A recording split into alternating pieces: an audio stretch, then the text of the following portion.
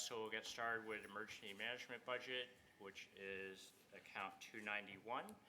We have Chief Connery back with us. Mike, where'd you go? There you go. Mike, do you have a updated report? I do, yes.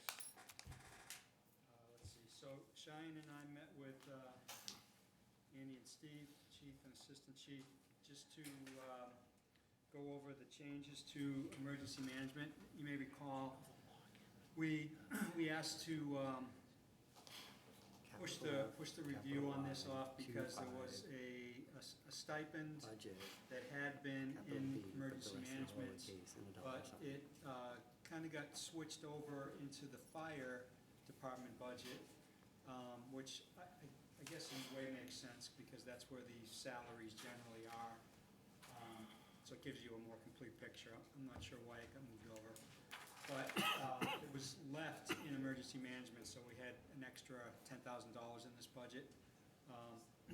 So we got back together and talked about that, and as a result, the emergency management budget, the total salaries line, the request for this year is 0. So that kind of drives down into the whole budget. It went from 23,600 to 13,600. So the percent change year to year is negative 42.37%. So that was kind of the main thing. We also talked a little bit about a hazard mitigation plan. That is something that is done kind of across different departments in the town, not just emergency management, and it's necessary for other grants to be offered. You need this mitigation plan updated. I think it's every 5 years, you have to be eligible for other grants. So some of the monies that have not been yet expended in expenses and special accounts will likely be used to cover a small portion of that hazard mitigation plan. I think 90% of the plan is covered, so that leaves like 10%. And then in terms of other items, there's expenses, sheltering supplies, and so forth. We talked a little bit about this, and the way it actually works out is there are some types of expenses that will be refunded or a grant will apply to, but the department needs to sort of wait until they get an understanding of what type of expenses those are, things like generators and so forth. They have to ask for the right equipment so that they can get refunds or grants to cover that. I guess it's a matching up to $6,500. Is that the way it works? Yeah, matching up to $6,500. So we just kind of reviewed it. It's still a small budget, but we needed to fix that doubling of that stipend in both accounts. So the subcommittee voted to approve 2-0. Thank you. Chief, would you like to add anything? Just my apologies for having that on 2 budgets. No worries. I swear people didn't get double paid. John and Paul wouldn't let that happen. So, Very good, thank you. Do we have any questions on this budget? Mr. Chairman, motion to approve. Second. Thank you. We are all here, so we can do this by a show of hands. Those in favor, please raise your hand. Opposed? Abstained? All right, that passes 12-0-0. Thank you very much, Chief. thank you. All right. Going to move into the education budgets. Our first one is the Shawsheen budget, which is account 301. It's an accommodated account. We have Tony McIntosh with us here, the superintendent from Shawsheen. And our business manager, Jen Olesko's with me as well. Excellent, thank you. Steve, do we have a subcommittee report? Thank you, Mr. Chair. Yes, we do. Rob Neufeld and I met with Mr. McIntosh and Ms. Lusko back in March to review the budget for Shawsheen. As you recall, Shawsheen is is a vocational and technical school, which students from the towns of Burlington, Bedford, Billerica, Tewksbury, and Wilmington can opt to attend to instead of their traditional high school for education. And we, as part of the regional agreement, there is a budget that's produced, out of which three components are assessed to each of the members towns. The first is the required minimum contribution, which is a number that is assigned to us by the state. There's a capital assessment and also an operating budget assessment. And the operating budget assessment is based on the number of students that are currently enrolled in Shawsheen. The overall budget and capital items for Shawsheen are up 3.75% year over year from fiscal '24. That's for all 5 towns. That's not for the town of Burlington. Burlington's assessment, however, is down 5.78% year over year for a total of $1,857,301. Our Burlington enrollment is projected to go down by 10 students in fiscal '25, and those numbers are based on the numbers from the October 1st date that DESE provides the school. There are some key drivers for this budget that we should be aware of. The good news is that all the collective bargaining agreements have now been settled and will carry through FY25, and so therefore the salary numbers are accurate for the current and upcoming budget cycles, which is good news.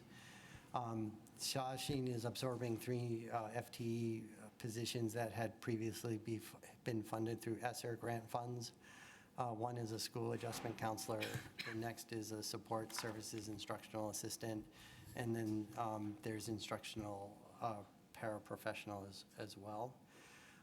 Like we see in Burlington, Shawsheen is also seeing the need to expand their English language learners program and their former English learners programs to support a changing demographic for the students that the sending communities are sending.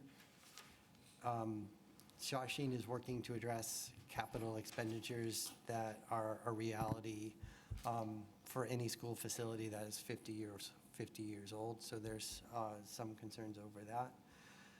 There are 2 new positions in the budget in addition to the ESSER grant-funded ones that are being absorbed. One is an English language development teacher, and then the second is a maintenance personnel, which I'm labeling as second shift, but what that really means is that the maintenance worker is going to start at 1 p.m. and work through the evening and take care of things at night, which would have otherwise have been taken care of with the regular maintenance workers who work, a typical school day and then work overtime. So some of the costs, we hope, are going to be absorbed by the reduction in the amount of overtime numbers. There was one concern that we had in an upcoming year, but doesn't apply to this fiscal year, is that there's 70 applications for students from Burlington this year, which is significantly upward than previous years. Burlington has 28 seniors that are leaving, so 70 potential new students, so we could see an uptick of about 30 to 40 students. We tried to get advanced numbers out of Mr. McIntosh, but he wasn't forthcoming, so we'll have to hold him against that. But the acceptances are finalized on April 15th, so we will know pretty soon. But again, that's next year's operating budget. Some other notes is Shawsheen is planning to submit a statement of interest for a new vocational school, and there's a potential that they may get accepted into the process, the MSBA process. This is the 4th time that they're applying. And then I promised I wouldn't mention these 4 letters, but the OPEB investments are continuing to grow. Their fund currently has about $5 million invested, and that's the report. Subcommittee voted 2-0 in favor of the Shawsheen budget. Just to double check on a number, the 1.8 million number is minimum contribution. The total assessment is 2.8 million, I believe? Oh, I'm sorry, I got the wrong number, yes. Okay, so just so we're clear, the number is 2,800,665? Correct. Okay, good. No one corrected that on my meeting notes, so. Fair enough. Okay. That's why I was getting that evil look. Okay, I was wondering what that was about. So what's $1 million? All right. Thank you. Would you like to add anything to that? I just want to say thank you. Meeting with the local education subcommittee, it's very apparent that Burlington is very supportive of our school. I know we came forward last year, asked for a big increase. And again, we were very conscientious about coming back with something that was more realistic this year and making sure that we were respectful of the support we got last year. We're hoping for the same level of support this year and for many future years to come. So thank you all. I appreciate it. Thank you. Do we have questions on the Shawshene budget? Frank? I don't know if they'll be able to hear it. If you pull it hard enough, it will. All right, it's okay. You know what, I'll stand up. No, leave it. We can't hear him. We couldn't hear the previous gentleman either. Okay, hold on. There's an extra mic between those two individuals. You know what, Mike, let me get. You couldn't hear me? No, he's talking about Mike Hardy. You Oh, can't move, okay. All right, sir. can the unfortunately. audience hear this? Yeah. Now I can hear you. Okay, that's because we pulled the cord out. No, I meant the other gentleman first. Yeah, That's okay, sorry about that. Just a couple of questions. So the first one on the possibility of a school building administration approval. How does the bonded, so does it work the way public schools do? You get approved, you get so much money from the state, say you get a third or a fifth or something, and the rest you have to bond. And does that go on your operating budget as debt? No, it would go on our capital budget as debt, or it could As be, debt. it could potentially be a debt exclusion depending upon how All it's right, but in funded. any event, so the debt exclusion won't help the participating communities that have to fund that portion of the capital budget though, right? So at some point, if you think this is likely, I would say it would behoove us to get a projection of what you think our incremental costs would be in light of an approved new building. And I would assume it would be fairly significant. It's a pretty big school. Do you have any idea what the cost would be of that school? We do not. And so, again, to go through that MSBA project, if we get accepted, the first thing we would come back to the sending communities for is a feasibility study. We're pretty familiar with how all that works, unfortunately. And again, being a regional vocational school, what we've been told and what kind of what has been the process for the other schools that have gotten into the pipeline is after the feasibility study, the MSBA will make recommendations.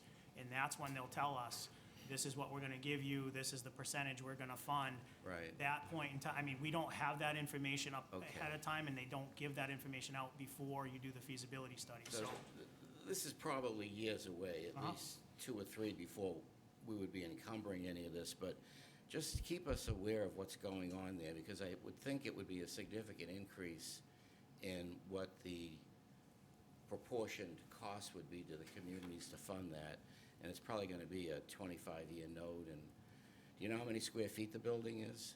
Our current one is about 246,000. Okay, so we really would like to keep track of that, okay? That's the first thing. The second thing is on the enrollments. So it's kind of bizarre. We're down 10, but we're possibly up twice as much. Do you see a trend? Forget about, well, first of all, how many can you take from Burlington? Do you know what the cap is? It's a percentage of the incoming class. I do not know the exact community percentage off the top of my head, but it is allocated based on our regional agreement and Right. historic enrollment. I will say we made a very concerned effort to change our recruiting approach for this current school, for this incoming class. We've updated the presentation.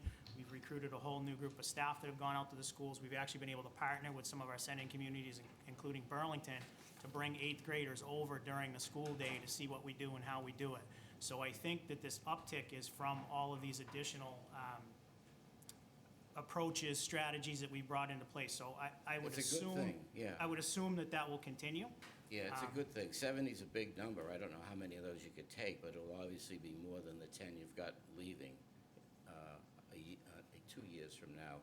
Okay, thank you. We'll just need to keep an eye on that, okay? Thank you. You're welcome.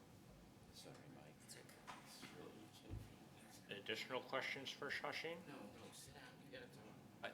Yes. Please come on up and introduce yourself. And maybe you can borrow that microphone right there. Thank you, Mr. Chairman. My name's Bob Young. I live at Three Valley Circle here in Burlington, and this is the first time that I've ever come to this type of full meeting. It's because I, my wife, people we know, are very concerned about what's going on in this town. And I want to clarify something. I was at the meeting the other night over at the high school. The number that I heard, maybe I heard it wrong, was 80 students, not 70. That I don't know if that was requalified after the meeting, but I heard 80 mentioned that have applied or been accepted for this next 2025 year. Can you clarify? In my notes, I've got 70. If we stated 80, it may have been a mistake. 72. Yeah. And just to be clear, my understanding is they're not accepted yet. No, they're not accepted at this point. Finalized till April 15th. They're just applied, so we don't know how many accepted yet. All right. Other thing, you're talking about schools, I don't know the size, but maybe it's not a surprise to the people here, but people that might be watching this live, people are going to hear about it on Buzz or Patch or just word of mouth. If I'm not mistaken, Whittier Technical High School had a proposal, it was listened to, it was about $400 and something million, and that was voted down, and that was like within the last 6 months, if I'm not mistaken. So that's something that's out there, and those communities probably wouldn't be much different than us. They have families, they have jobs, they're working as much as they can, they care about their students, but it didn't cut the mustard. Now, another point is I spend a lot of time in Quincy, Massachusetts before I moved here. In Quincy, the mayor is the chairman of the school committee. And he used to be, and he's now about 16 or 17 years, so we've seen a lot of budgets. And he used to be the park and recreation director before that. And I get the local paper, and what it says, March 26, 28, lean budget seen for fiscal year.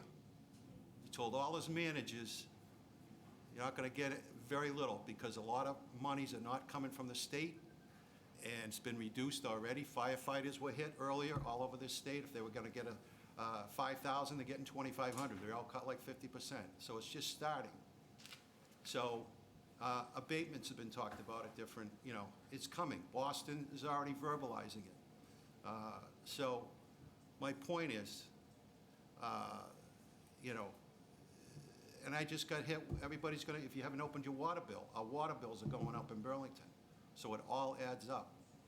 So hopefully the taxpayers are gonna be thought of. I have another article from Boston.com. Boston City Councilor calls for a hiring freeze till the end of the year. So things are changing, and they're going to change fast, and they're going to change more. And I hope that the committee will be aware of all that, and adding positions may not be the way to go. So hopefully there'll be a lot of ways to mitigate any additional expenses. And I know the seniors, which I'm now one of them, are very concerned about it. So I appreciate the time to express myself. I'm also learning as I'm coming to some of these meetings and probably have other questions. And I've also heard that around at different meetings that they'd like to have more people become more involved and ask questions. So I'm all for that. It's great to have you here. Thank you very much, Mr. Young. Thank you. All right. Do we have any additional comments or questions on the Shawsheen budget? I'll make a motion to approve. Second. Very good. All right, this is for the Shawsheen budget, or allocation of $2,800,665. Those in favor, raise your hand, please. Opposed? Abstain. All right, motion passes 12-0-0. Thank you very much. Oh, don't go yet. We have one more. He knows. We have, I almost made a mistake there. So we're going to take a look at warrant article 29, the Shawshene Stabilization Fund. You have a report on that, Steve? You're in luck, I do. The Shawshene School District maintains what's called an excess and deficiency account, which allows them to save up to 5% of their operating budget as a reserve without going back to sending communities for additional money. It's analogous to what we have for free cash at the town side. And so this warrant article is basically asking us and the other 4 sending communities to authorize the establishment of a stabilization fund for the school to contribute any monies that are more than 5% in excess of the E&D account. This would be used as a vehicle to save money for large capital projects. In order to use the money, Shawshene needs approval from the 5 towns, whether it's through the normal budgeting process or whether it gets allocated in an emergency. All 5 communities would have to approve. One of the benefits of the stabilization fund is that it can be invested like an OPEB-style account in a safe type of account that's managed, they would manage through one of the existing funds that they have. The subcommittee voted 2-0 in support of the operating budget. In support of the stabilization fund. Okay, so just to be clear, this is a vote just authorizing the creation of a stabilization fund. It does not have any dollars attached to it right now. Correct. Correct. Yeah. Would you like to add anything to that? Again, just as Steve had said, we are looking, I know we came back to our sending communities and asked for about $475,000 for building repair last fiscal year. We are seeing more and more of that extraordinary maintenance, more and more of those building maintenance costs going up. And as Steve had said, we can keep 5% in that E&D fund. Looking forward, if we do get into the MSB pipeline, the potential, to offset or even pay for a feasibility study, all of those things we're looking for long-term. And again, this just gives us another vehicle to be proactive, to be good citizens. If we have a project that comes in a little bit under budget one year, we can potentially put that money in the stabilization fund. We don't get any interest on the money that's in E&D. That kind of stays with the state's oversight, receivership, whatever term you want to use. So again, this would allow us to potentially build a little bit more in that kitty over a period of time. Okay. Do we have questions regarding stabilization fund? Mike, I'm sorry, David. So funding, once funding starts, that's because it's coming from budget. I assume it's the same percentage per community. So what our plan is and what the way that we view this is there's 2 ways for us to fund the stabilization fund. In either way, we plan to use E&D funds to do it. We can either do it as part of our typical budget request, so maybe this time next year we would come forward and say we want to take X number of dollars out of our excess and deficiency fund and put it into the stabilization fund. So again, all 5 town communities would have a chance to weigh in on that, say, yes, we think this is a good idea, this is a bad idea. The only other way that we could do that is we could do it through a budget amendment. So if we got to the end of the fiscal year and for whatever reason we had some money or we had a windfall that we weren't expecting, we would have to go back to the 5 sending communities and say, we are amending our budget, we are going to increase the budget by X number of dollars, but it's essentially a pass-through for this money to go from our operating budget into the stabilization fund. Those are the only 2 ways that we can put money in that fund. And then just one other question.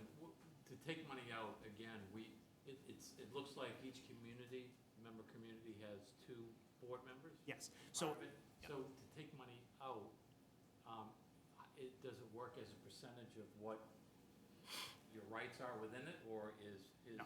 everyone has, so there are 5 communities, so there are 10 there's 10 board members. and you need a majority, or? So there's a little confusion. The way that the statute currently reads is 2/3 of them would have to vote for that. I have heard through some of the town managers that has recently been amended, but I have not seen any updated language. I was told the new language is a majority. I mean, that's not a big difference for us. That's 6 versus 7, so it's one person's vote one way or the other. Good, thank you. Mike, I'm sorry, you all set, David? Okay, yeah, Mike. Thank you, Mr. Chairman. So, I'm just trying to catch up here on, when you fund this account, is it kind of are you pulling money out of your existing budget, or are you asking the towns to pay a little bit more to fund this account? We don't intend to ask any of the sending communities to put up any more money. The E&D money gets certified every year. Ms. Lesko, in her office, there's a whole process they go Can through. you just with the explain department. E&D quickly? It's called excess and deficiency. So at the end of every fiscal year, we have to balance out our books with the Department of Revenue. And again, like Steve had said, it's similar to free cash for the communities. It's referred to as E&D for regional schools. And again, that gives us that little buffer, or that little amount of flexibility. So if mid-year we had a major repair we had to do that was $300,000, we don't have to go back to all 5 sending communities and say, hey, we need some more money. What we look at is when we bump up against that cap, when we get up close to that 5%, we could potentially transfer some money from E&D into the stabilization fund. Once it goes into the stabilization fund, it's not subject to that 5% cap anymore. We can, over a period of time, over a number of years, we could continue to build up that balance towards offsetting the cost of a new school, paying for a feasibility study, doing capital repairs as they come up, instead of going back to the sending communities and asking for funding. So that all works as long as there's an excess, not a deficiency at the year, and your experience has been that there's generally some excess, so Yep. you're building that up? Yep. Okay. All right, thanks. So I just want to make sure I understand properly. In my reading of the advisory from the state, that currently says a 2/3 vote of the school committee needs to approve expenditures from a stabilization account, and perhaps that's changing. So it doesn't come back to the town per se, it's all handled with the school committee. And then additionally, funds that can go in, so right now, I think you're saying your plan is that it would just be E&Ds that would go into it. Yes. But it would be allowed that if Shawshene decided, they could say, we're going to put $1 million in our budget to go to stabilization, so that when you're voting on the Shawshene budget, that would be included in there potentially.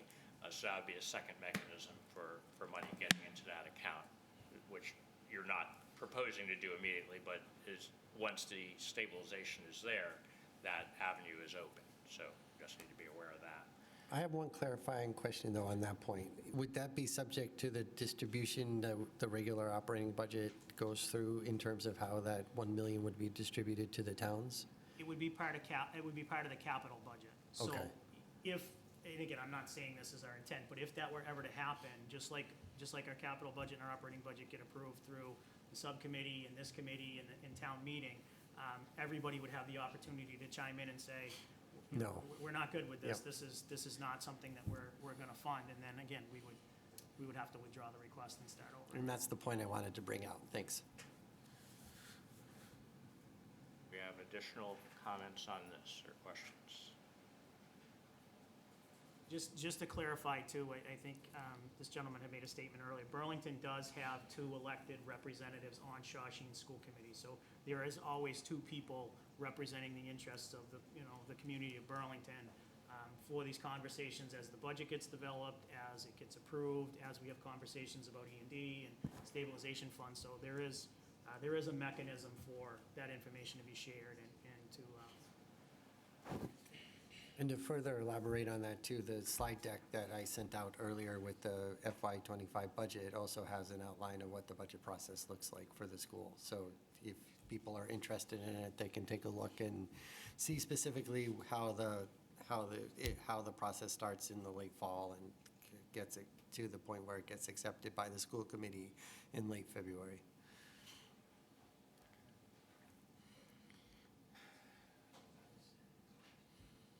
Mr. Chairman, motion to approve. Second. All right, this is, warrant Article 29, authorizing the Shawshene Stabilization Fund. Those in favor, raise your hand, please. Opposed? Abstained? Motion passes 12-0-0. Mr. Chairman, I know Mr. Moore had mentioned the slide deck. Does anybody want a hard copy? I did bring a few copies here. I know some people prefer paper. Just one taker? I'll take one. Two? Here, can I just pass them around? Thank you. Thank you. They're good reading material. Thank you very much. Thank you. For coming. It was good to see you. Mr. Chairman, could I just take a moment of just old man privilege, please? Absolutely. I just want to thank Tony. The communication with Shawsheen hasn't always been great, but Tony has just done a great job. So a lot of the conversations that you're talking about with sending communities, a lot of those conversations happen with 5 superintendents as well. So we're all involved. So if there are capital projects or other things happening, Tony's making sure that we're all informed. I know the sort of the governance is different than public schools, but he makes sure that we're always included because there are students. We are seeing a higher percentage of Burlington students accepted into Shawsheen, which we always like because Burlington students have 2 great high schools to choose from, in my opinion. And also, Tony, when we last met, the enrollments, both in Tewksbury and Wilmington, are significantly down. Our high school is sort of down a little bit, but they have they've seen lower students. So that's always going to readjust where the students are coming from as well. So again, I just want to thank Tony for his proactive communication. I will say it's been a great partnership. So far to date, we've actually been able to bring 3 of our sending middle schools in, one of which was Burlington. So kudos to Superintendent Conti as well for making that a reality and getting the kids in. And the staff. I think it's just important to get the staff in. Good to hear. The Love Fest is over. Thank you. Thank you. Well, we're going to hold off one more moment that we'll still love you. If we could just do the Essex School accommodated account, please, Steve, then Sure, we'll get right to Burlington. you're just going to pull me right out of order. All right. Give me 1 second. Yep. So essentially, the students also have the opportunity to go to different vocational schools in the event that that Shawsheen doesn't offer a particular program that the student is interested in. And that's the condition that has to get satisfied for that. So there are 5 applications that are currently pending for Essex, for the Essex Community College, the Essex High School, Vocational High School. And I have a breakdown that will take a second to pull up.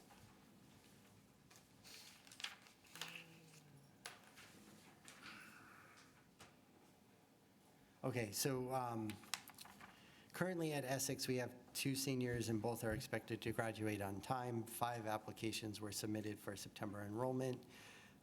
We don't know whether they've been accepted or not, but if, in the worst case, all 5 are accepted, the total cost would be $112,775. This is an assessment. We're not part of any regional agreement, so essentially this is a bill that we would be obligated to pay for each of the students. And so the breakdown is based on 3 numbers. One is tuition, which is $19,153 per student. There's a capital assessment of $1,652 per student, and also we are on the hook for $1,750 per year for students. So if you add those numbers together and multiply by 5, it comes to $112,775. If, say, 3 of the students out of the 5 are accepted, the remainder of the money would go into free cash. Okay. Subcommittee have a vote? Yes, we voted 5-0 in favor. Very good. Any questions on Essex VOTEC? No? Okay. Mr. Chairman, motion to approve. Second. Thank you. This is for the Essex budget of $112,775. Those in favor, raise your hand. Opposed? Abstain? Passes 12-0-0. And then finally, I just want to double check, we have a Minuteman assessment, which last I saw was at 0. Is that still the number? That's still the number. So we had a number of students apply this year, but John has received mention that none of the out-of-district students will be accepted, not for lack of credentials, just because they're not accepting any out-of-district students. So whatever their assessment is times zero number of students is going to be zero, so yes, we're not on the hook. Okay, so I don't believe we need to take a vote if it's $0. So we're not going to. Okay, so now we're ready for Burlington Public Schools. Motion to adjourn? Yeah, well, tempting, but we'll go with it. So- All right. So we met with Dr. Conti in the Ways and Means Subcommittee for the school committee, and Nicole and Bob back in early April to discuss what was then the proposed operating budget. At that point in time, it came in at 9.07%, which is well over the 4.5 budget guideline. It has since been cut down to meet the budget guideline, but I will talk a little bit about the proposed budget first. There are some major discussion points to just bring up. This year, labor contracts with all 6 unions are up at the end of fiscal '24. The contract with the instructional assistants has been settled, and their salary increases are incorporated into the budget that you have today. But the remainder of the contracts are currently unsettled and are being negotiated. There is a line that's been added to the budget called negotiated settlements. It works exactly the same way as the town's negotiated settlement line does. And there's approximately $2 million that's been added to accommodate whatever the salary increases are going to be once the contracts are settled. Enrollment is declining slightly. Students are becoming more diverse, and a larger percentage of the students need some additional level of services to help transition into the Burlington Public Schools. This past year, an evening academy program was started to provide instruction to high school students who primarily work during the day to support their families. As a result of the diversification, the district also needs to translate documents into more languages, and this results in an increase of 233% in the translation budget. The district is looking into using translation applications to lower that cost going forward. This year, another big driver in the budget has been the transportation budget. There is a proposed 5-year tentative contract with the current school bus company that comes in at an increase of 15.21% in the first year. And I say that it's tentative because we can't enter into a contract longer than 3 years without town meeting's approval. So therefore, we need town meeting approval to go with the 5-year contract. But the school system will usually use a 5-year contract to get cost efficiencies in terms of the pricing for over the term of the contract. COVID monies are nearly exhausted with the final $350K being used in this current fiscal year. This means that in the upcoming year, we are absorbing $350,000 worth of additional salaries into the current budget. In the proposed budget, there were 19 new FTE positions that were included, with 5 to 6 anticipated retirements.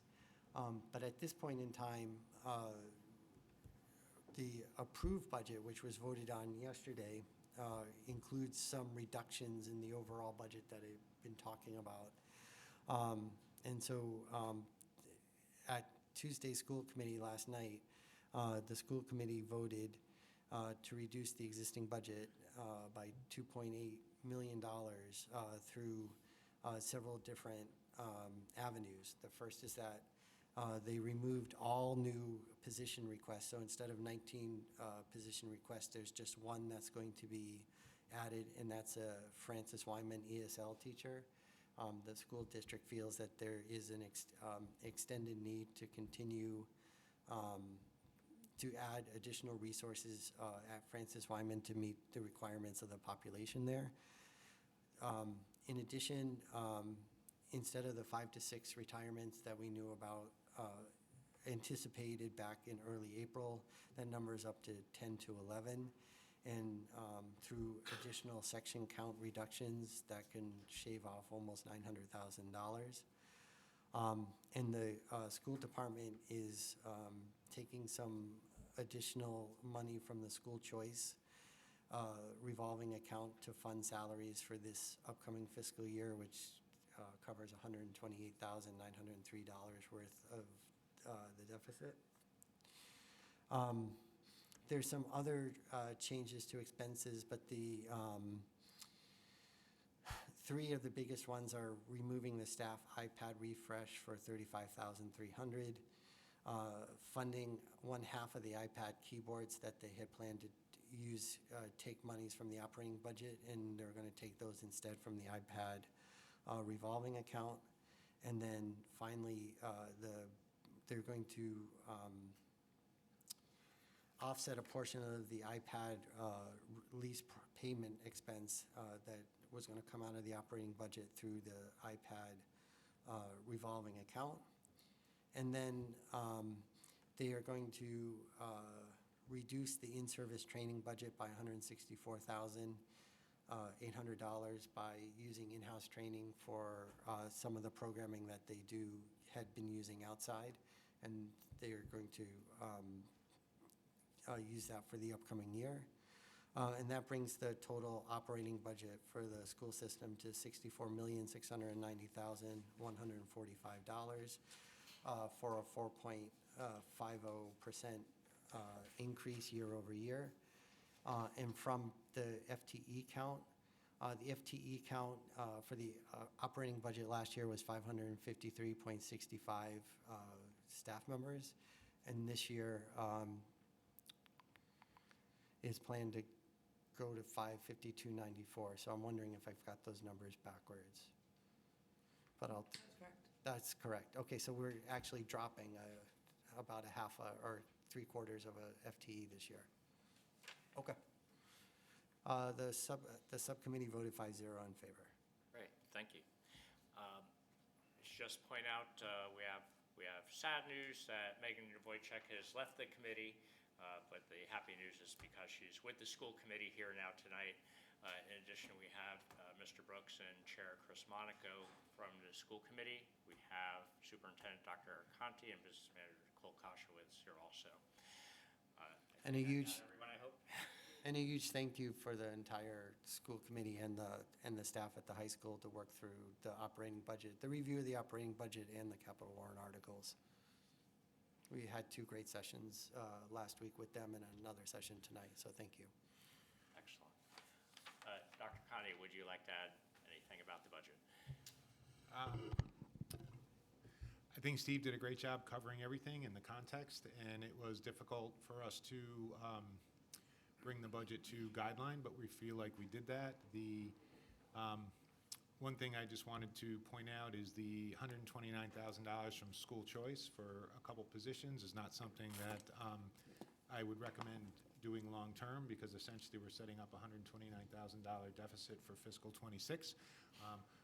We're not convinced we're done seeing retirements, so we're hoping that we can make up that difference, but we wanted to make sure that we presented a budget at guidelines. So again, using revolving funds for operating is not a good practice, so I just wanted to highlight that, know that we're doing that, but again, the context that Mr. Moran laid out, 16% increase in transportation costs, making up for our last chunk of federal funding that is being eliminated after the COVID relief, and then unsettled contracts really are requiring us to stretch with some of our budgeting this year. So this community is always very generous. You know what I'm saying, it's a challenge for us.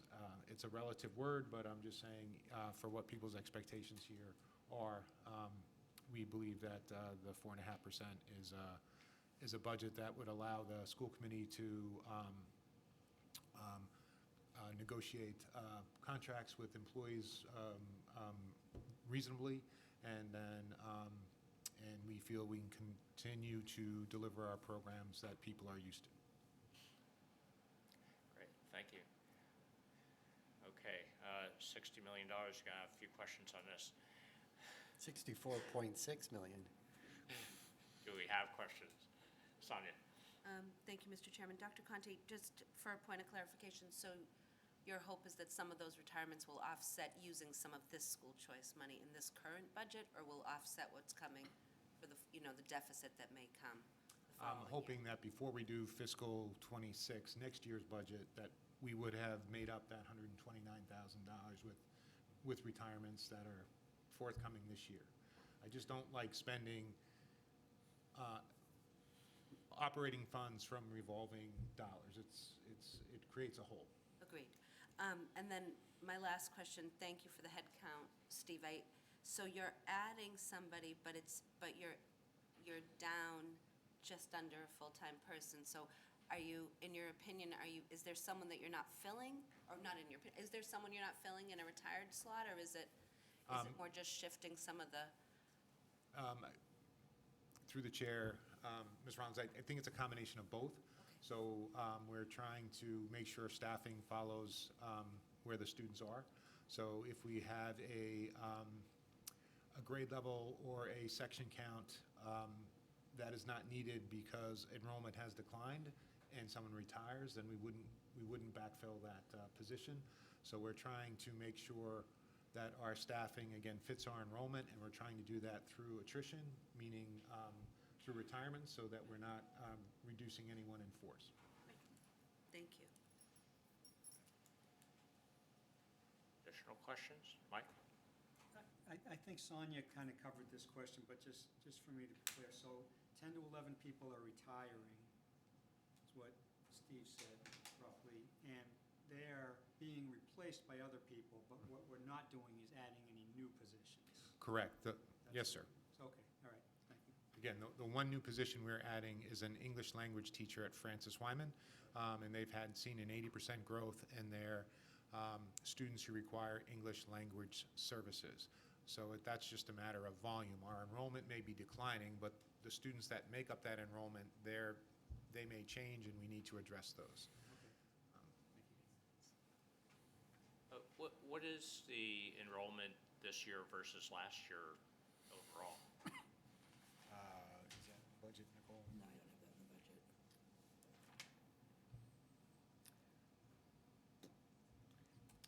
We just got the enrollment number, so let me just do that. I should have had that.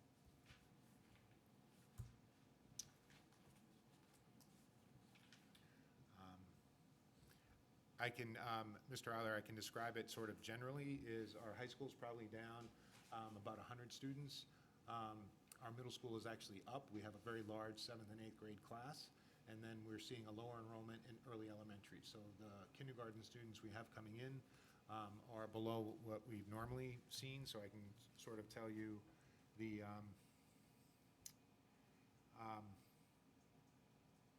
we have 273 first graders projected for next year, so that would be our kindergarten students this year.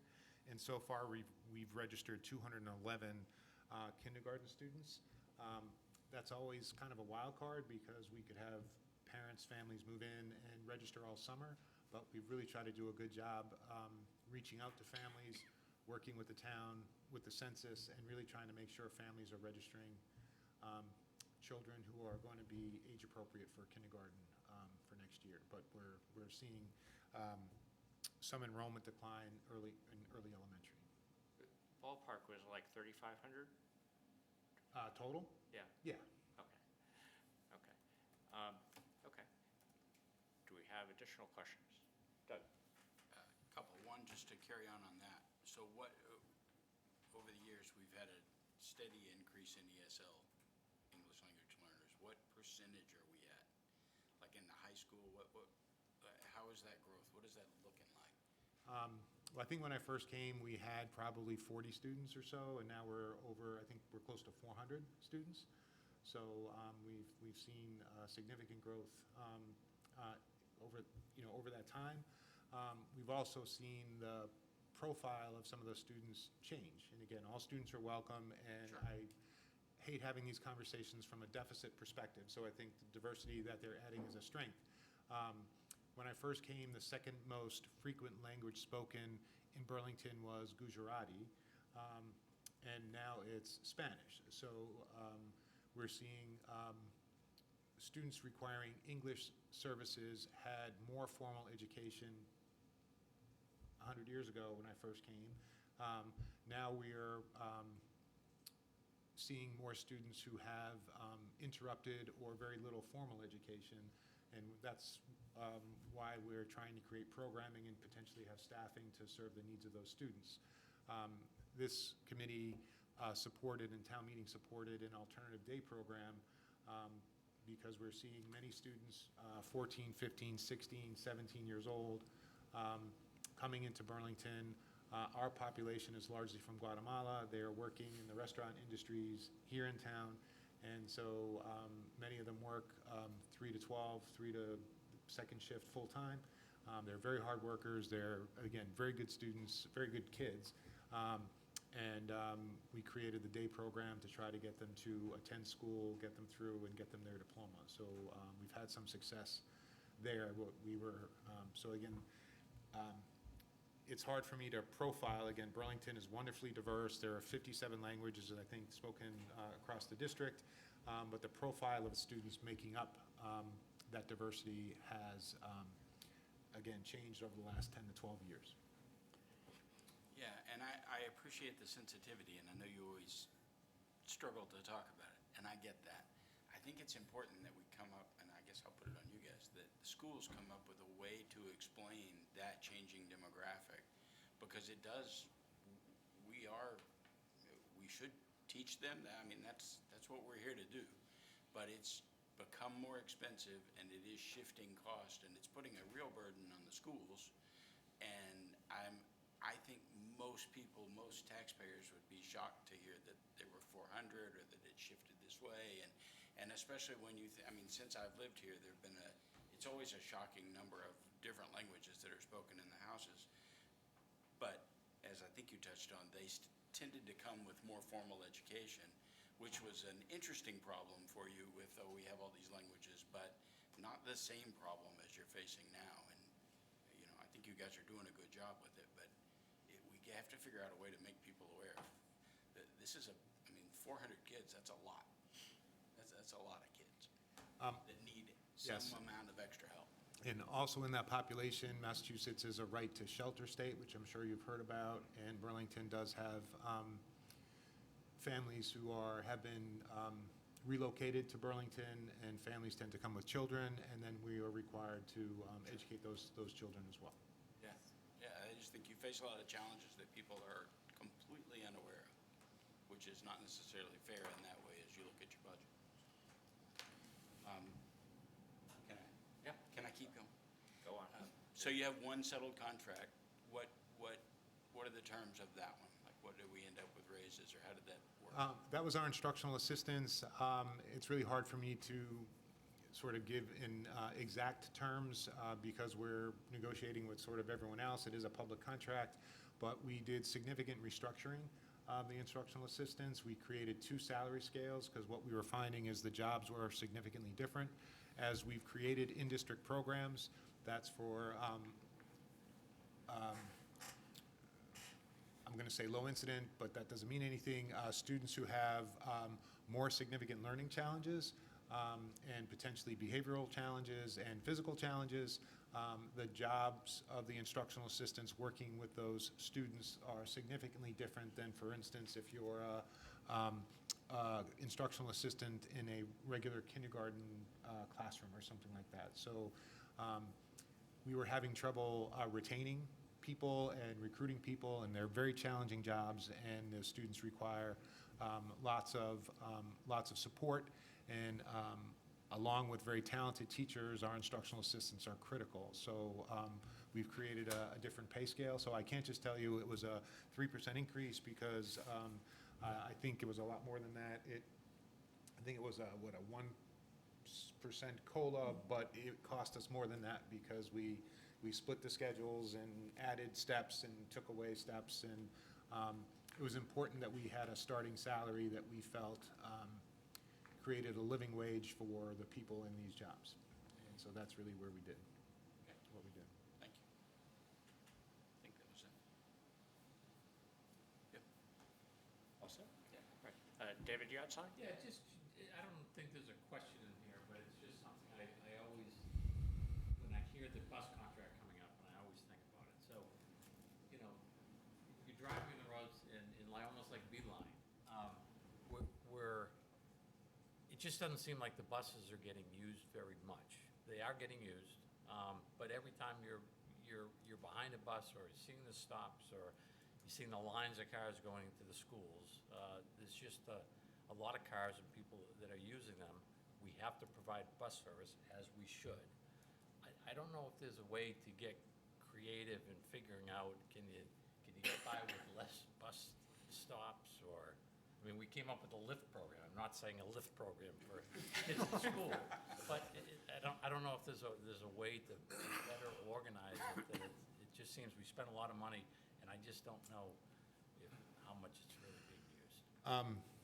Again, Mr. Tate, one of the challenging physics problems we have every year is parents want more stops and shorter routes. So it's a challenge for us to try to make that happen.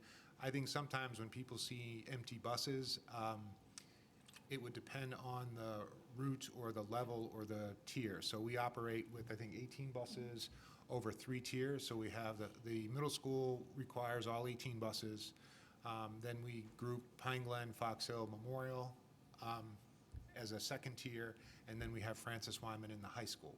So we pay a daily rate for the bus over the 3 tiers. So if we need 18 for the middle school, we're paying for that bus sort of anyway. If it's half full on the afternoon run at the high school because students don't want to be on it, we don't get a break. We still need the 18 buses because of the first and second tier. So it's a dilemma. I agree with the school committee that providing a seat for every student at no cost makes sense. I think many communities charge transportation fees, and there's some attractiveness to that. But again, that's a one-year benefit, because once you build an operating budget with fees, you create a deficit, just like I said with the the revolving account money for the next year. So once you start charging fees, it's really very difficult to get away from charging fees moving forward. Encouraging more parents to take the bus. Again, we try to, and we have begun surveying families in the spring. Are you definitely not going to use the bus? So we're trying to get a better number on that, but it's a challenge. I think this is my editorializing, so please understand that. I think there are too few bus companies. I think many have merged. And so when we put out a bid, I think we did have 2 companies respond, 2 different companies. Sometimes you'll have 2 companies respond and they're the same parent company. But I wish there were more competition. And so I think that's been a challenge across our area in the state. So again, I'm not answering your question, but it's I really didn't have a question. I don't know what the answer is. Again, I just bring it up that I know you're looking at it, Yeah. you're understanding it, you're asking parents. It just doesn't seem like it's Yeah. being used for the amount of cost, but yeah. what can you do? And we do I support get utilization data. We are looking at that. So it's not for lack of having the data. We even have discussed sort of at some crazy times when we're frustrated, could we do this ourselves? But then buying 18 buses and employing the bus drivers and maintaining them, that's a whole nother challenge. So providing, where we're going to park them. So it's a service that we contract for at this time. Thank you. All right. Do we have additional? Mr. Young?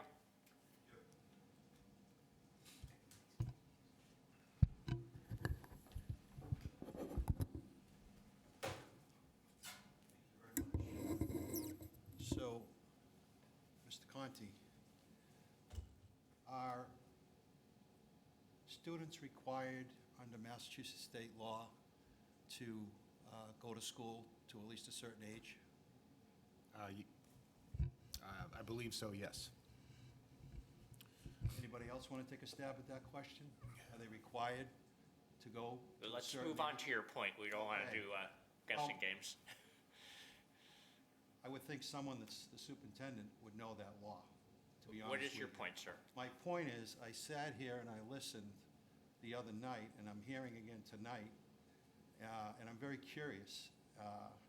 And it's the students that are 13, 14, 15 years old. I believe, well, in some communities, I don't know about this community, there are truant offices that make sure students are in school where they belong.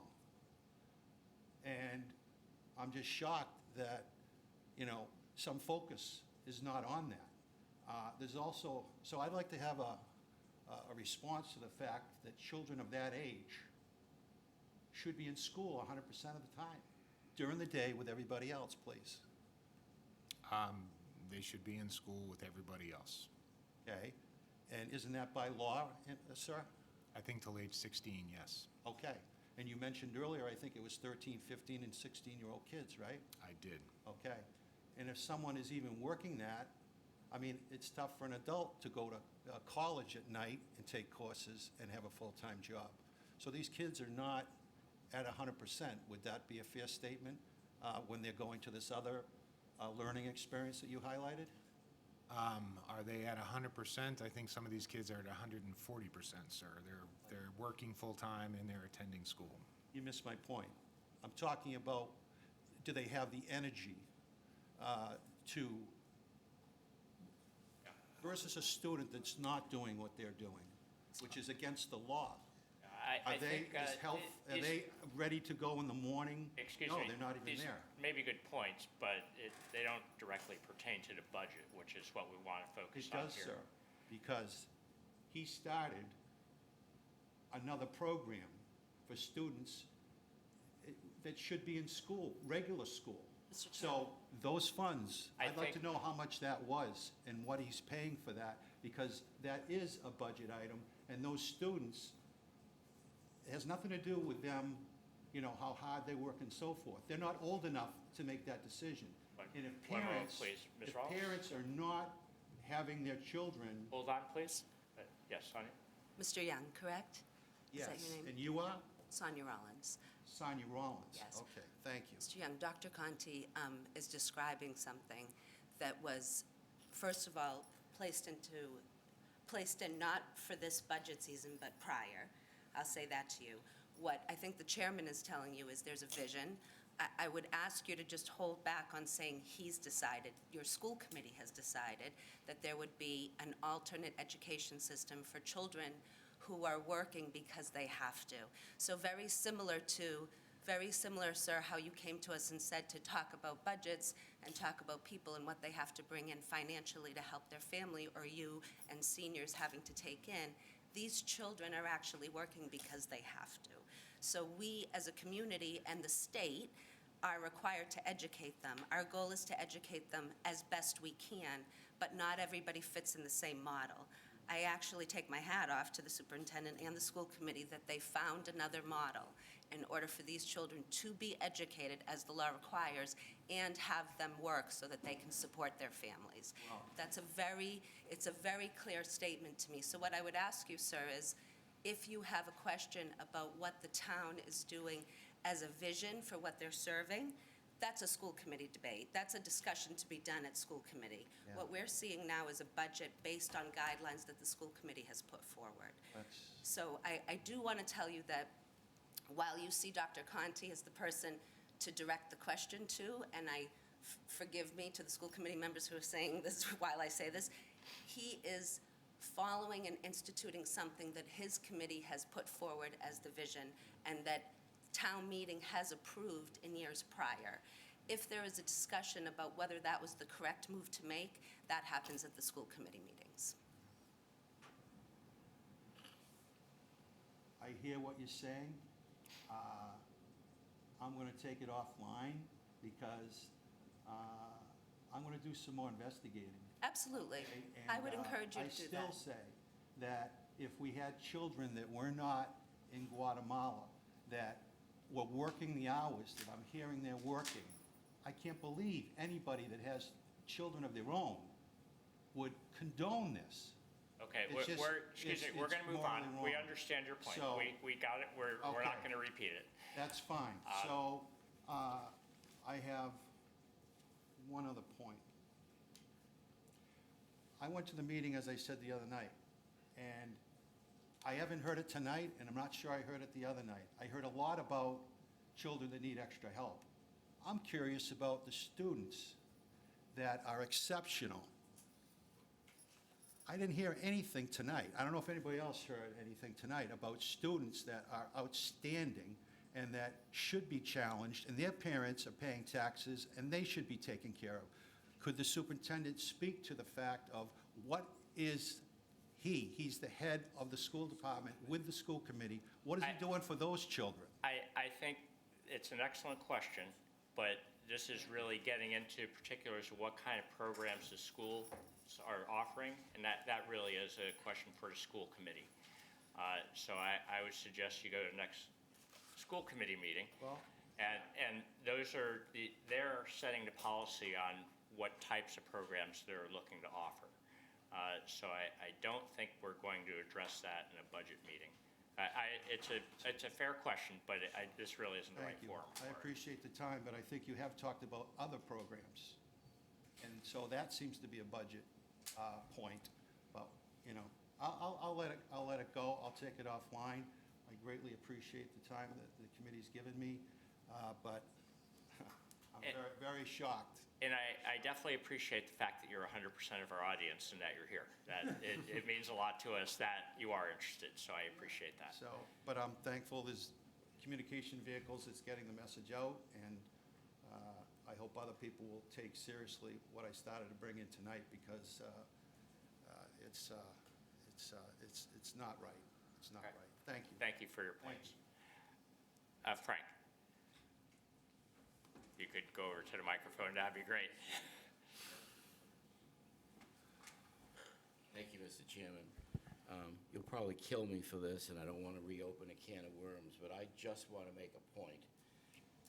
Burlington High School offers a plethora of advanced placement programs, and they place plenty of kids in top-flight schools. So the notion that we don't address gifted and talented or exceptional or don't promote advanced education is just not true. I don't think the superintendent planned to come here tonight to boast about his AP programs, but they're terrific. We fund them, and they're successful. Thank you. Let's move on. Okay, do we have other budget-related questions? Mr. Chairman, motion to approve. Okay, thank you.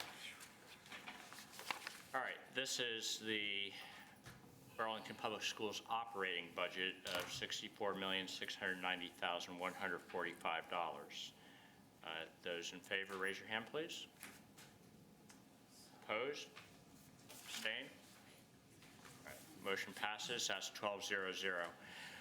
All right, our next item is the Burlington Public Schools special education budget. Do we have a subcommittee report, Steve? Yes, we do. So the special education accommodated account covers special education costs that are unpredictable year over year. The budget covers out-of-district tuitions for residential and day programs for 49 students. The budget also covers transportation to and from the programs where that's applicable. The state covers a substantial percentage of the cost for out-of-district tuitions.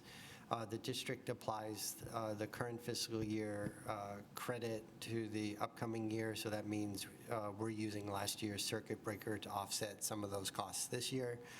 I don't know if I have the exact number off the top of my head, but last year's circuit breaker was almost 4.8 million.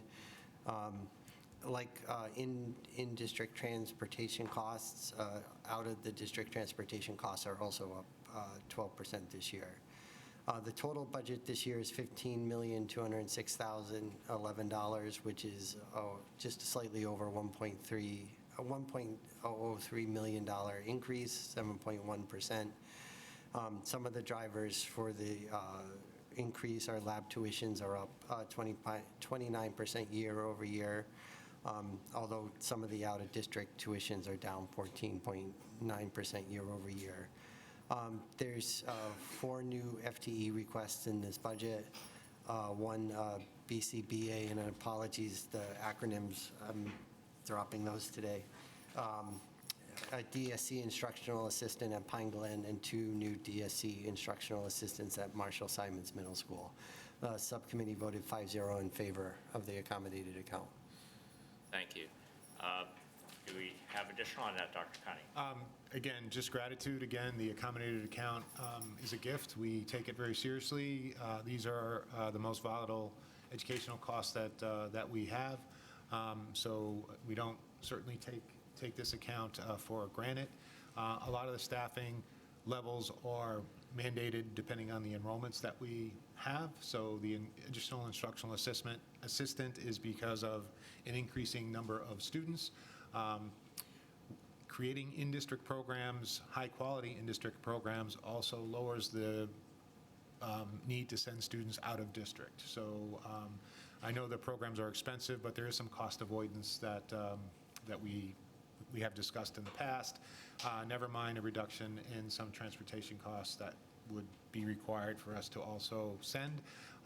What I'm sort of planting a seed here is that as we have created quality programming at the elementary level, those kids get older every year, and so what you're seeing is an expansion of middle school programming, and again, it shouldn't be a surprise to you that in a couple years, we're going to see the need for this type of programming at Burlington High School. Again, keeping Burlington students in Burlington schools, I think, is an objective of ours, and I think it's the most cost-effective and actually best option for educating these children. Thank you. Do we have questions on the special education accommodated account? I'll ask a few to warm you up. I know you need to have approval from town meeting to get the 5-year transportation contract, but assuming that passes, are the numbers baked into the budget for both the regular operating budget and the accommodated account? Does that include those numbers that have been bid, or? They're 2 separate, aren't they?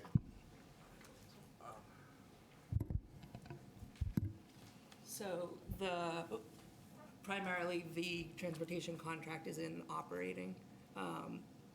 There's some of those costs for the in-district transportation for special ed, but the out-of-district is separate contracts. Okay. Is the main contract, those numbers are baked into the budget now? Yes. Okay. And is transportation budget out for bid still on the accommodated account then, or? No, so those costs are a little bit different in the way that they work. We have our lab collaborative. We set up a transportation network with them. So essentially, all of like the participating districts sort of get together and compile like where our students are going out of district, so that we can, if we're driving through your town and you have a kid going to the same school that we're transporting a student to, we can pick them up and share the cost, sort of thing. But those costs are kind of changing all the time because if a student changes placement or ages out or moves, and then we were assuming a cost share on a van, and then that's the town that we're cost sharing with no longer has that student, then we are responsible for the full cost. So I pulled some historical data and some basically sort of some trends on what those expenses look like, and applied just sort of a general figure. So it's about $36,000 per student to transport Okay. per year. All right, and then I think Steve mentioned this, so I want to make sure I heard. I think you've done this a few years now. The circuit breaker number in there is now the actual reimbursement from the previous year. Is that correct? That's correct. In this, here we've also accounted for, we filed for extraordinary relief claims this year due to the increase in the tuitions from the prior year we were eligible for. So we haven't received those funds yet. We've submitted our claim. It still needs to be audited, but we've also captured that additional amount that we think that we're going to be receiving from that extraordinary relief claim here too. Okay, so that part is more of a projection, and the rest is a certainty, pretty much, because it's Yes. already there. That's correct. Okay. And then, so the out-of-district number went down like 590K, it looks like. Is that a natural variation, or is it That- something we did, or what is that? That's a result of the additional circuit breaker offset from the extraordinary relief claim. Oh, okay, all right. So it's not due to a change in student counts particularly? No. Okay. Okay, and then I noticed the employee benefits was down 226K. Is that, what does that due to? So I looked back at sort of what we've been spending in trending in expenses on that line, and it looks like we've sort of been overfunded on that line, so that's honestly just an adjustment. But Okay, again, so it's it can just a more change. accurate estimate than? Yeah, but again, that can change too based on who you hire and what their Okay, and then status is. the final one, it's a good thing, this actually made for Mr. Denizio. So first, great job getting the operating budget down to the 4.5. I know that was always a painful exercise.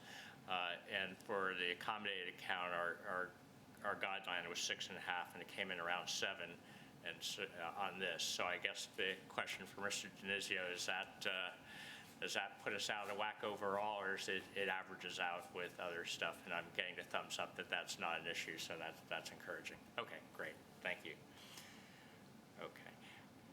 Okay, you're all warmed up now. Do we have other questions? I already asked mine. Guess not. Motion to approve? Okay, Second. thank you. Okay, this is the Burlington Special Education Accommodated Account in the amount of $15,206,011. Those in favor, raise your hand, please. Opposed? Abstain? That's 12-0-0. Thank you. Okay, we're going to give Dr. Conti and Ms. Kasha a brief break here. And before we talk about warrant articles, we need to talk about what our free cash plan is that's going to pay for the warrant articles. Does Town Hall 1 have a report on that, David? Or Frank? Finally, I don't have to say anything.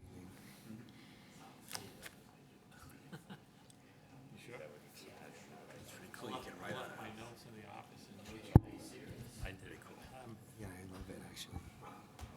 Not only that, but it shows up on here. So, thank you, Mr. Chairman.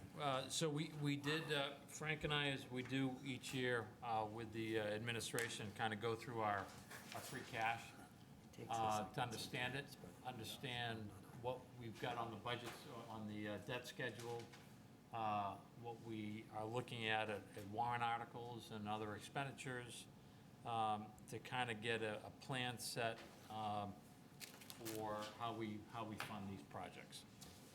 So, as you know, over the last few years, our free cash is certainly, we've been accumulating some free cash, knowing that we've got a lot hitting the debt schedule coming forward, but we have also taken a lot off of the debt schedule by utilizing free cash over the years, and a lot has stayed off of that. So, free cash, most people, I think, got their list. Last year was certified at a little over 32 million. Back in January, we utilized a little over 1.7 million in warrant articles, or articles that needed funding. And now we're looking at the articles that are on this year's warrant. We've gone through each one and talked about each one, not necessarily to prove the validity of the project or what have you, but this is more of a funding source. But it's understanding kind of the project and where would be the best way to fund that. So as you will see this year, in going through the articles, you know, we put as a placeholder to increase our stabilization fund. Stabilization fund is about 11 million right now. We've been talking to the administration over time as far as maybe setting some guidelines in that area. And again, the stabilization fund is to stabilize your budget. It's kind of that force, that savings account we want. And 11 million seems to be a good number. So Frank and I, as a subcommittee, voted to not put any additional funds or recommend any additional funds in that stabilization fund. Same thing with OPEB. We do our standard 9.3% increase each year. It's in the operating budget, and at times when we have free cash available, we put additional funds into it. So it is a placeholder. For the same reason this year, knowing we've got a lot of projects coming up, we didn't feel it was appropriate to throw additional money into OPEB, so the subcommittee has voted to not support putting additional money into that. The capital warrant articles, if all approved, and again, this is if all approved, total $5,377,000. And that's typically, capital warrant articles are typically paid for through free cash, and we certainly recommend continuing with that and paying that out of free cash. We have a fire engine that we're going to be looking at. The total cost on that is $1.2 million. 5.37, got it. Again, I'll just kind of run through the fire engine.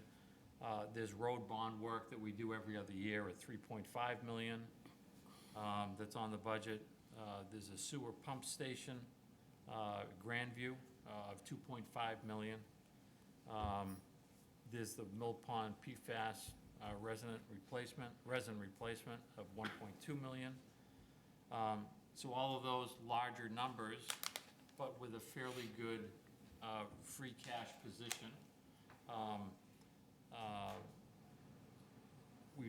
We decided as a subcommittee, it's probably, we probably have the room to pay for it with free cash, so our recommendation would be free cash on all of those items. There are other funding mechanisms that we've used before, but for right now, like the fire engine, when we've done that in the past, we've actually, the last few, we've taken out of our overlay. We've got a lot of uncertainty in our commercial district. So even though there's some money in that account, it's probably not the time to take money out, but the fire truck is needed. So all of those are the larger ticket items were being recommended as free cash items. A smaller item, the July 4th parade, is on the warrant for $20,000. Consulting services for the town's center signage of $40,000. The school committee custodial warrant that's on each year for $51,611. Those also smaller numbers would be considered free cash items from the Town Hall 1 subcommittee. Then we've got two larger items from the schools. One is the school fields in back of the middle school. That's a $6.72 million. And then the Overlook Park matching grant of $2 million. Both of those were discussed at length. Given the size of the school field of $6.7 million, and it fitting and having it work into the bond schedule, we thought that would probably be best suited as a bond item. It's again $6.7 million. And again, not with the validity of the project itself, but what the funding mechanism would be on that. Overlook Park matching grant, that's just $2 million, but there were some reasons that we would recommend to bond that as well. There may be some matching money that comes in, and which means that number could be less. at which point it could be decided to pay for it in free cash at some point. So for right now, we decided we would keep that on the bond, or ask as a bonding funding mechanism for those two line items. And then the recreation athletic field improvements of 200,000. Again, same thing, given the size of free cash. So overall, in going through each one, and there was a lot more discussion on each, we decided, per the last thing you saw was to, or the last report you saw, was to utilize free cash on most of those line items except for the two, Article 25 and 27, which we would recommend bonding for that. Given that, and given, which is not a given, that all of these get approved, that would result in utilizing, and I don't have the updated form in front of me, about 16 million. I don't Using have that. 14 and carrying over 16. Yeah, using 14 million, and that would be a carryover of about 16 million. Again, there's a lot coming down the pike, as we know about, but that is certainly going from the 32,000, and that would be reduced down to the 16 million. All right, and just looking at the school-related warrant articles, which we'll talk about in a moment, it looks like that's basically half of that 5.4 million. 5.3, historically, the town has separated the school needs and the town needs and splitting them between the two. And that's part of the 5.3 that is the Article 7 warrants, not the Article 25 and 27. Okay. Great. Is that everything? Would the administration like to add that? We have the town administrator, Paul Sagarino, assistant administrator, John Denizio with us. Thank you, Mr. Chairman. I'll just give my annual speech. Any of the potential options on here, they're all just as good in terms of smart financial management, whether you're saving money in stabilization or paying down OPEB or using the funds. I think, which is what we focused on the past few years in order to keep projects that we would normally borrow for, just keep them off the debt schedule. We all know that we have some big projects coming up, and we've worked really hard to, I think the committee would be impressed with how many projects that were typically bonded that we've kept off the bonding schedule over the past 10 years. It's been pretty significant. So any of these options work just fine, and they're all very smart financial moves in my opinion. So. Great, thank you. Steve? I see the Mill Pond PFAS resin replacement at 1.2 million. How often do we need to do these replacements? And because it seems like the plant just went online a little while ago and we're replacing one already. How does the recycle program work, or the? Could I suggest this discussion on specific articles we'll cover when we go to vote on those articles? Yeah, that's fair. That's fair. The DPW will report on that. Yeah. I would love to because just we see have more the information on that. curiosity of that charge, that's all. DPW will be here to talk about that, so I think that'll work better. Yeah, Mr. Chairman, I'll just say that this is a cost that ultimately will need to go into the operating budget, but we need to figure out what the run rate on the resin is, and we just don't have enough history yet. So we Got did it. need to prepare for the potential to replace the resin. The other option that we have working in the background is the town's a member of a class action suit against the PFAS corporations and the creators of it. So we're hopeful that we may recoup some funds that we could sort of replace as a funding source as we move forward. I'll grill the DPW. Yep. Thanks. Great, thank you. Frank? I just want to add a little bit here. So, as the chairman is pointing out, don't confuse the merit of the article with the source of funding here. We've yet to vote on whether we're going to do any, none, all, whatever. But there is a strategy at play here, and it's a little bit different than I think what we've typically done with free cash. We're really trying to balance protecting cash to use as offsets for debt wherever we can, and that's going to come up. But on the other hand, there are items here that we know it's almost inevitable that you will vote to approve these, so we felt it was best if they could fit with the free cash, to allocate the free cash to those, have it sitting there. If you approve the article, it's funded with free cash, no debt concern. If it's not approved, it just rolls right back into the free cash and comes right back to our accumulator to do debt service and debt as we agree to at town meeting. So just to point out a couple of things, and the other thing is, some of these are spread over time, even though we're encumbering the free cash, say, for the fire engine and the road bond work. The road bond work, the $3.5 million, that's a 2-year run. The fire engine, you know, it's gonna take a while to actually get billed for the thing. It takes years to even manufacture these things, but the money will be there, and we know we have to do the fire engine. And it's expensive enough that it would be much better to allocate cash for it, and it's taken care of. So that's the strategy that we went through. And I actually started out wanting to push it a little differently, but the logic, I think, sunk in for me. And I do think this is a very good strategy. And it's different than what, you know, I'd say we typically do. We're really trying to hold money back to take care of, to avoid debt or take care of debt coming up. And over the next 5 years, you're gonna see quite a bit of it, and this could be good offsets. So if we can roll the 16 million or more, that'll help us out a lot fairly soon, in the next 2 or 3 years. So I think that was the logic, and I think it's quite sound, so there you have it.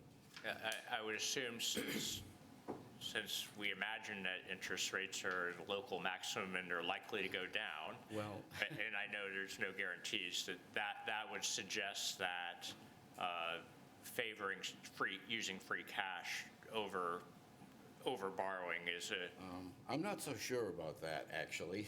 there's a 50-50 chance. These things are moving around so much, it's really hard to know. So we're running with the 5% model of borrowing. The 5% model of borrowing always kind of dictates, if you can avoid it for something you know you're going to do in the next 2 or 3 years, and you've got enough free cash to just wipe it out, sure, do it. But some of these other items are just so big, you know, a $6 million park overhaul. Even if the interest rates went higher, low is always good. They may stay right where they are. I actually feel like anyone that can figure that out would be right is a lot better than I am. So I just don't know, John. So we assumed 5%. Okay, fair enough.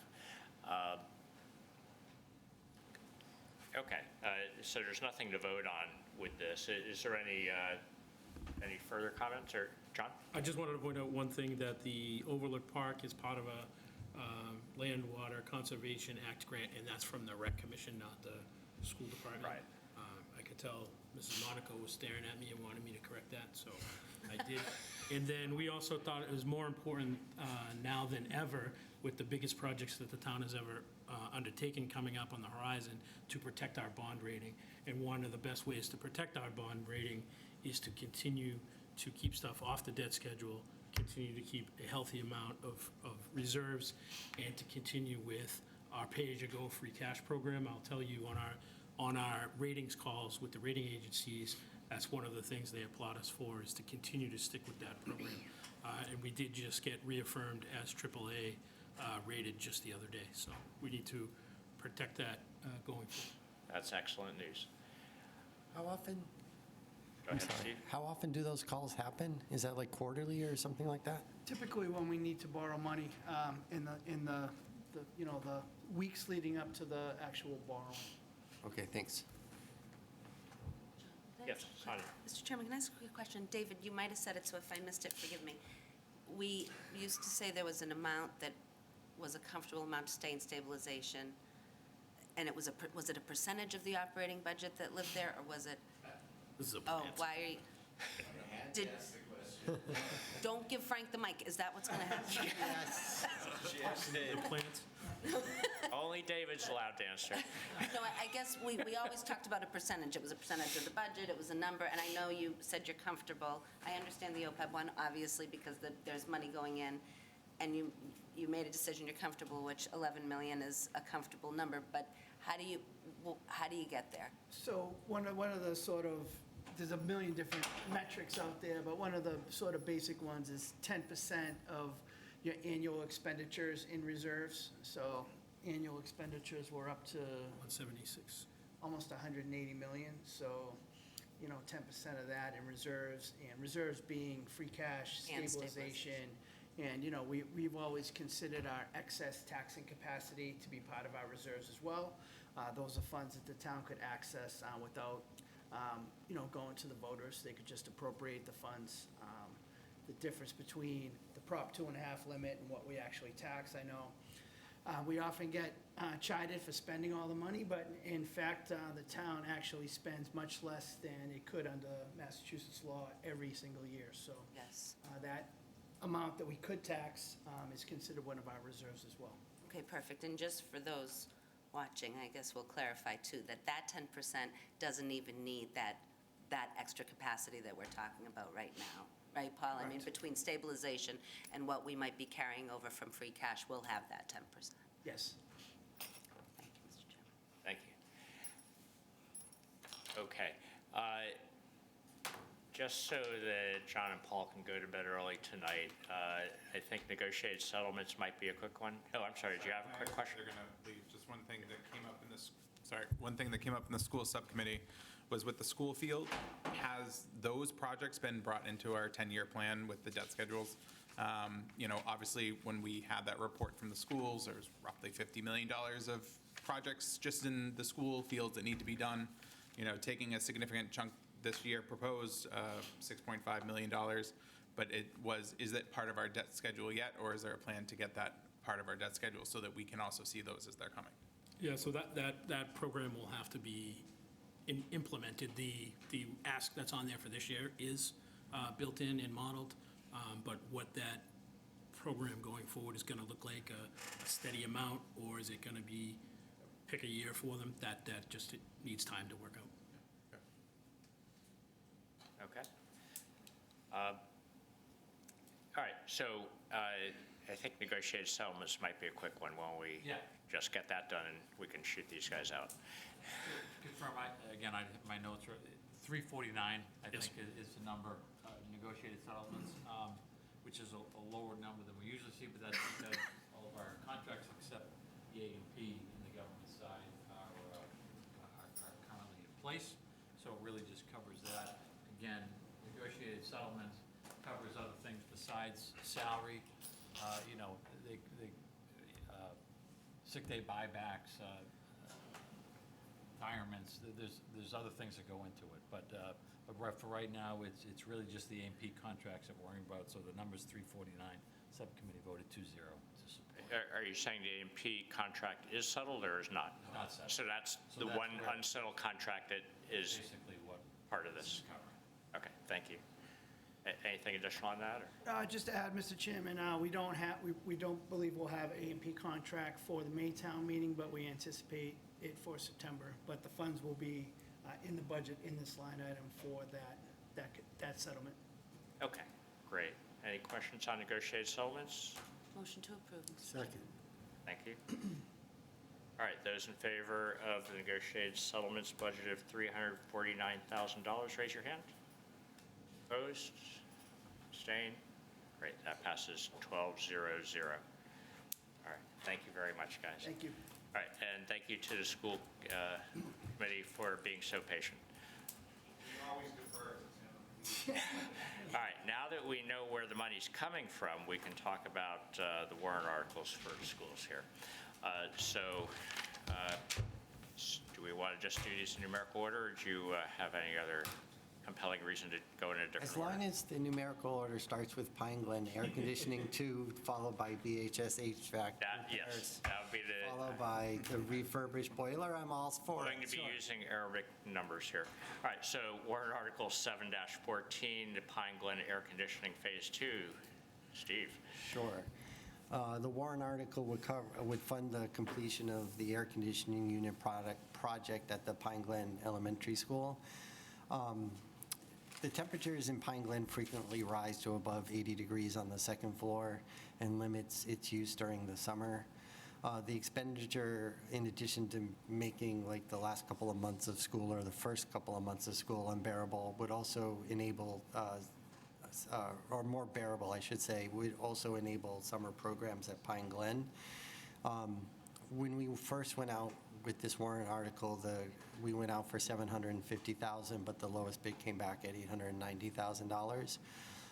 The school is currently asking for an additional $322,416, which covers the difference of the original $750,000 and the remaining balance in the warrant article of $481,895. The expected lifetime of the project is 15 years.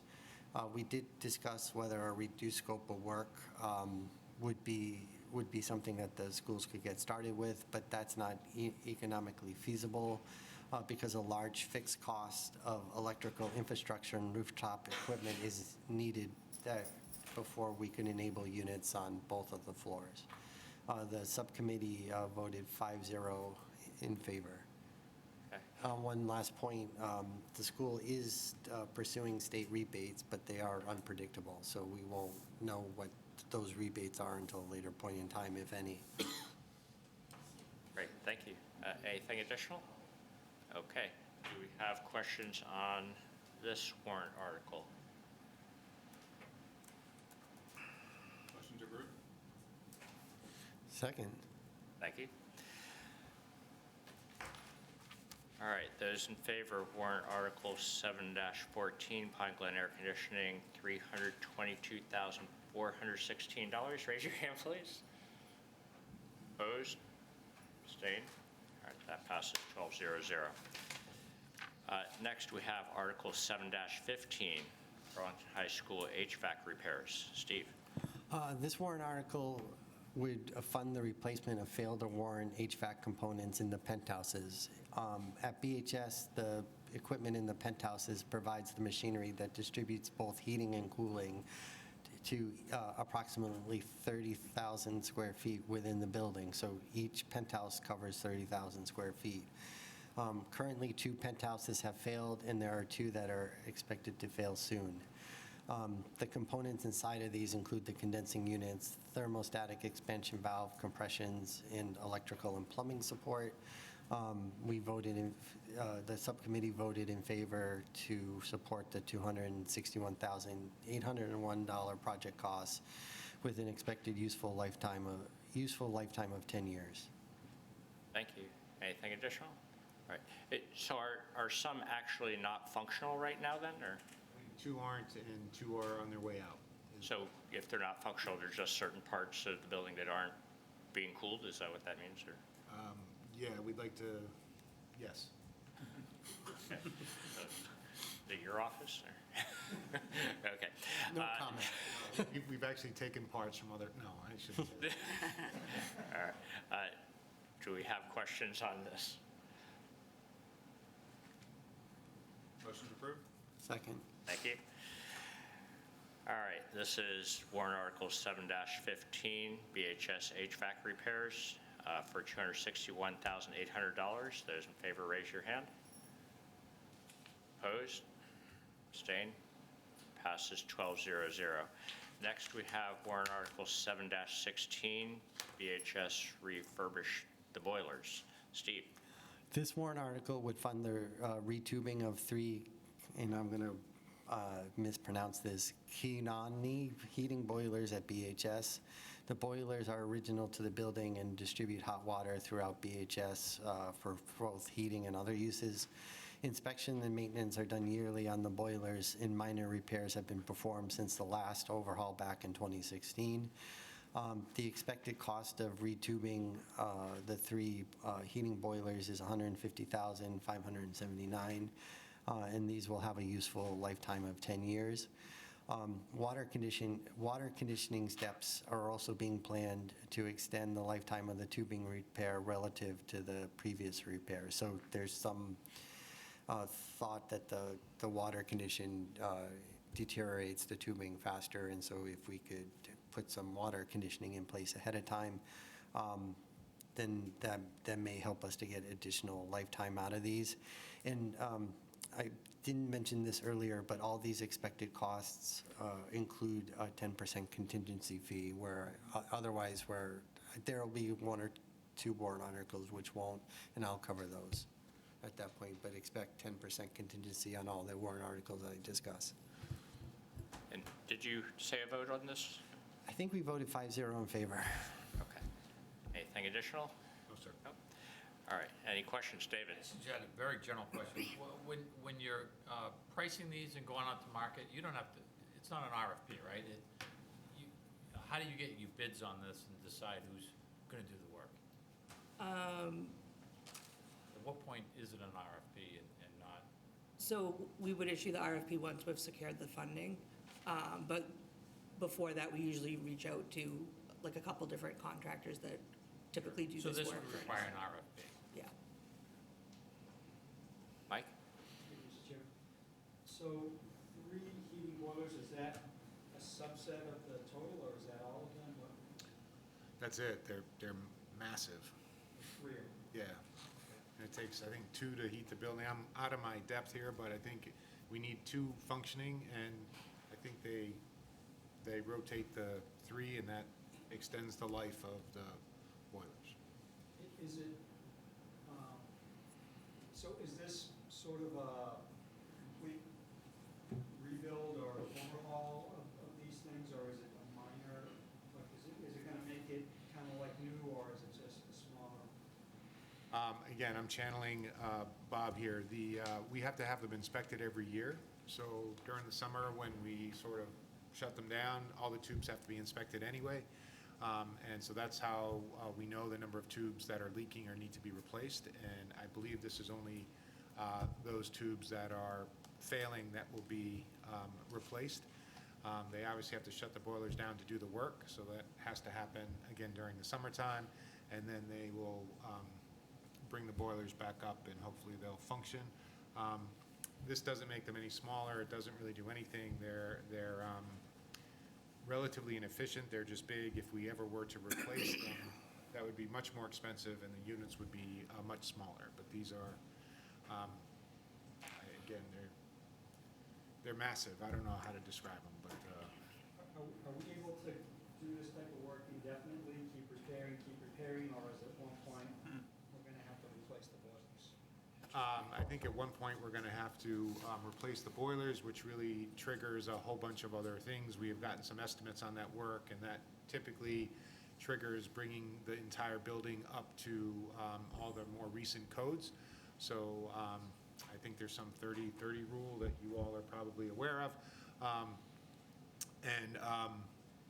So we are just trying to keep everything running and maintaining as quickly as we can. We obviously have a high school feasibility study underway, and the direction that we go will depend, but obviously on the information that we get. But we're going to need to do a major HVAC replacement with the coating that goes, the coating upgrades that go with that at some point in the future, even if we don't build a new school or anything. So I think the estimate on that we got just for that project was $80 to $100 million range itself. So so repairing is the better option right now, and trying to extend the life as much as we can. Kind of one last question. For the air conditioning in this, the useful life was 10 years and 10 to 15 years. Is that conservative, or do we really think that these things it's only going to last 10 years? I'm out of my depth. I don't know. I'm not sure if it was 10 years because we're hoping to have a high school solution by that time. Again, even if not a new building, we're going to have to do something significant to these systems, we believe, in the next 10 years. Okay, all right, thank you. I do remember a little bit more.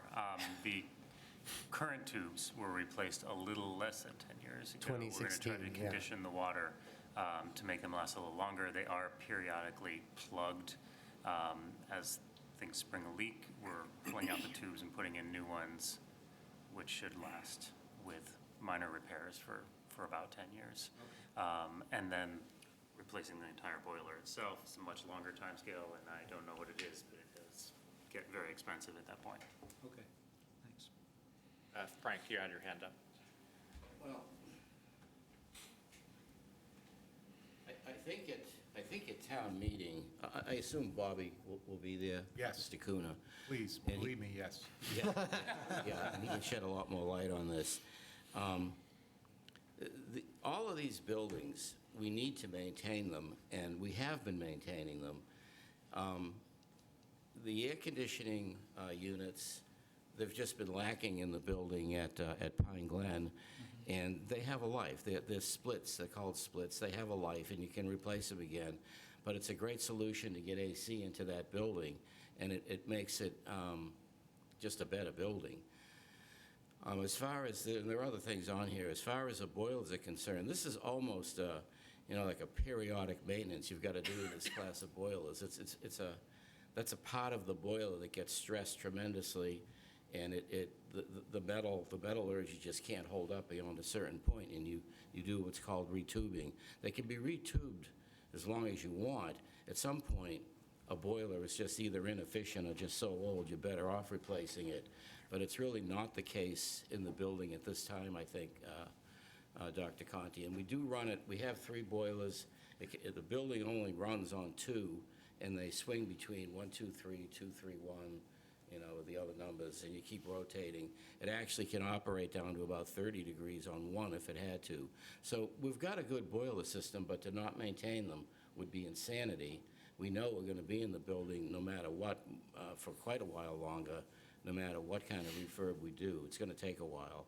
So I'm hoping the town meeting doesn't get confused that we're just throwing Band-Aids out the door or wasting money. This is good maintenance, and it should be done, and to not do it would actually cause problems.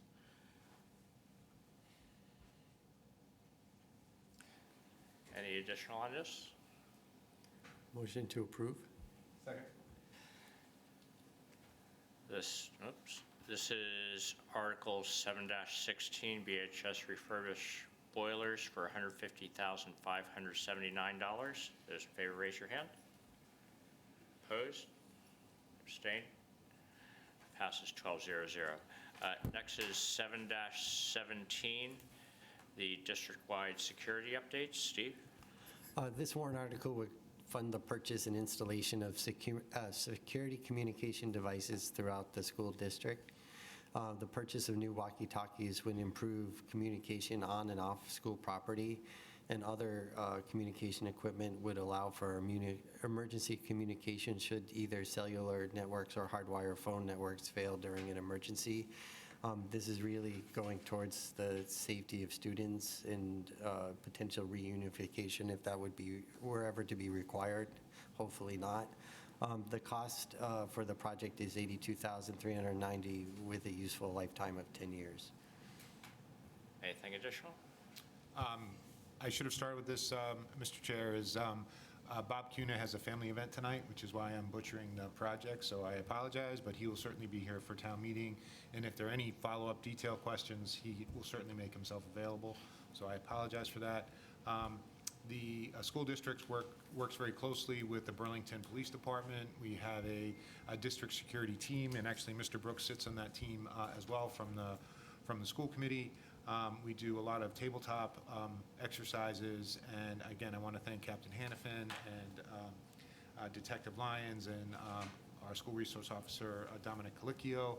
And communication is a key piece of school security, so in some of the exercises we do an event, cell service might drop, we need to have radios to use, and I believe also, Mr. Moran, in this is a network box that would be reside with the police department, that if a school, again, lost communication and they needed to set up a command station at a school, they would have a portable network that they would bring with them and set up. I hope I'm explaining that correctly, Mr. Brooks, or Mr. Brooks could help me. Absolutely. Mr. Brooks? Yeah, so it's just basically a network in a box that has 3 or 4 modalities it can fail over. So if they show up to an incident response, telephone switch networks are down, they can establish a cellular network. If that fails, it'll fail over to a SATCOM network, and then we can fail over to a mesh network. Basically, provide us connectivity back to servers and data, and also the ability to have voice communications One thing that wasn't mentioned was doing digital mapping in the schools and providing gridded reference graphics so we can find students, affect reunification faster, and everyone's working off the same maps. The point of that is to, it actually satisfies 3 of the mapping requirements for the incident response framework from I Love You Guys that the town and the police department have adopted to make our incident response framework, to make sure we're covering all our bases, to have all the procedures, mechanisms, and communications in place should an incident occur. Thank you. All right, actually, I had a question along those lines. I mean, the communication stuff makes sense to me. I gotta admit, the 25,000 for what looks like getting accurate floor plans of the schools seems a little odd. Do we not already have accurate floor plans of the school to work from? And why does So it what cost this does is it 25,000 to get them gives- if we don't? Yeah, so what this does is it gives us a gridded reference graphic, so a common set of operational graphics for all people that show up on the response to communicate with. Embedded in that graphic is an application called What 3 Words that allows you to find anyone within a 10-foot square. It links into the code red, it links into the blue buttons, it links into the 911. So if someone's calling from somewhere that's not a button, a box, or whatever, we can find that person. And again, it gives that common graphic, so anyone that shows up on scene is working off the same map. Everyone's talking about the same building number when they're talking about something, the same room number, and it's a common set of graphics to affect the incident response more quickly and make sure everyone's moving to the same set of,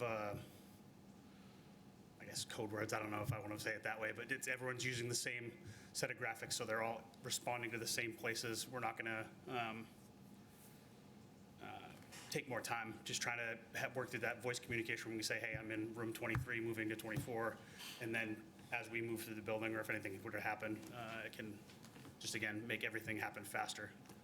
Let me ask it in what'll seem like a stupid way because it is. Why can't we just give the floor plans we have to whoever we need to give them to now so that they all have the same floor plans? Do we not have floor plans? That's what I'm really getting at. And if we do, why don't we share them? We have floor plans, and they are shared, but I think they're not dynamic, and people who are arriving on site, what I'm learning is it's all about response time, and this would allow a reduction in response time to a particular area in the school, and we would be able to locate people in that area. So instead of a paper floor plan, it would be something that they could look at. And it can be published digitally as people show up on scene as well, right? So we're not trying to hand out and have a stack of copies of map like here, take your map in and stop through here as you're coming in to respond. Everyone's working off the same graphic already. Do the police feel this would help them? Yes. Correct, yep. So this was something I discussed at length with Chief Brown and Captain Hannafin, and they were in agreement with both. Because again, going back to that incident response framework from I Love You Guys is essentially the national standard for incident response, and this satisfies four key items for them to say you have a proper incident response plan for something to happen. Okay. Ed? Yes, from the backup, there's a lot of work in the digitization of those and the imposing a coordinate system on it and normalizing it across the drawings we do have. So there's a real expense there that benefits the project. Okay. Rob? I know from industry, and I've gone through the same thing with a different company, and the police and the fire department want to know exactly where everything is in the building and not have to reference a piece of paper, and they can just take out their little computer and everyone has the same place, and I'm going to the same place instead of going to a reference point and looking at a map. And the government wants it that way, and it really works well. Okay. Chris? So I'm all for this. My only thought here is, let's say next year we want to refurbish a classroom in Pine Glen, and we've already done the maps. Is there, like, we want to split a classroom, we want to do this and that. Is there a way to easily update those maps, or? Correct, so we will own a database, and then we can have them updated as well. And then if you look at it, there's actually a plan in place for eventual Fox Hill as part of that cost. So this is, it's not something we're going to come back to you regularly for. So we own the database and have the ability to update it? Correct, yep. Okay, great. Mr. Chairman, motion to approve. Very good. All right, this is the, oops, lost it. This is Article 717, district-wide security updates for $82,390. Raise your hand. Opposed? Abstain?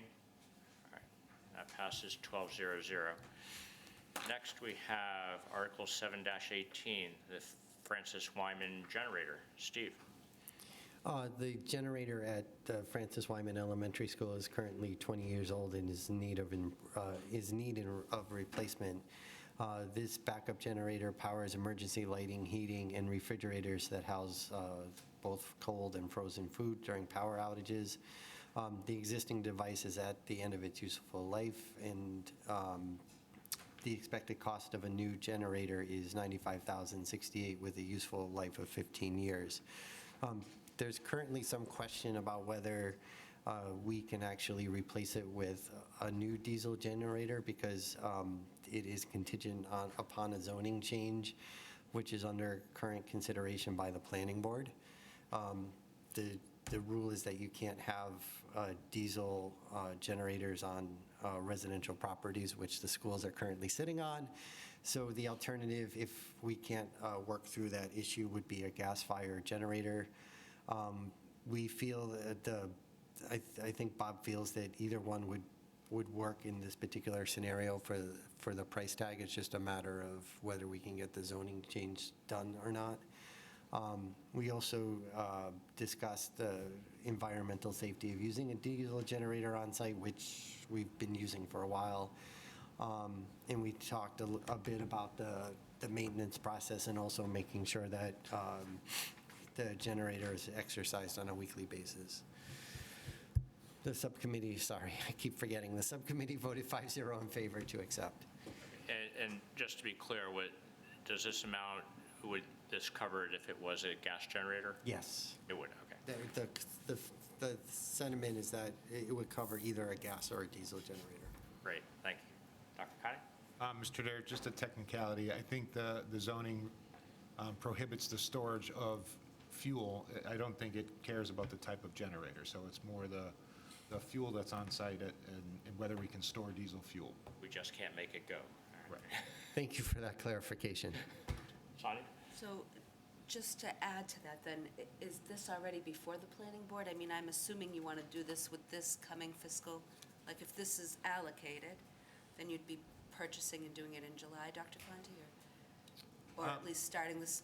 Yes, that's what we would hope, but it actually, it has come up more with the Fox Hill project and the generator that's associated with that.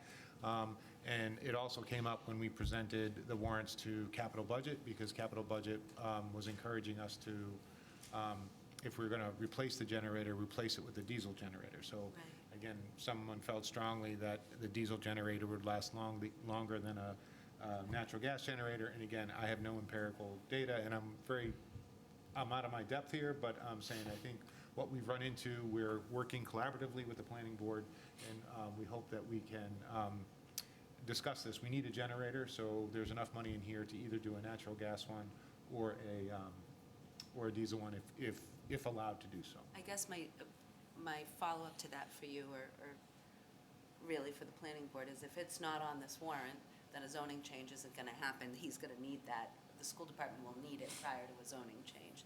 So is that in fact, I guess this is a question for the planning. No, we didn't make the deadline to do a zoning change. So could it be as a ZBA, could it go before the zoning board of appeals on that so that you can get a diesel one, or are they saying it has to be a change? Yeah, I don't believe we can appeal this. Okay.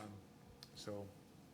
I mean, for the variance, not a Ways and Means question, but I think if we do, Jeremy, do you know what I'm saying? Could you go to the ZBA? I do know what you're saying. So we came before planning board, I believe it was a week or so, maybe 2 ago. Yes. They're looking to work an exception. There is a municipal exception for town buildings. The chair is investigating how it would incorporate it in the town. They've asked for us to come back.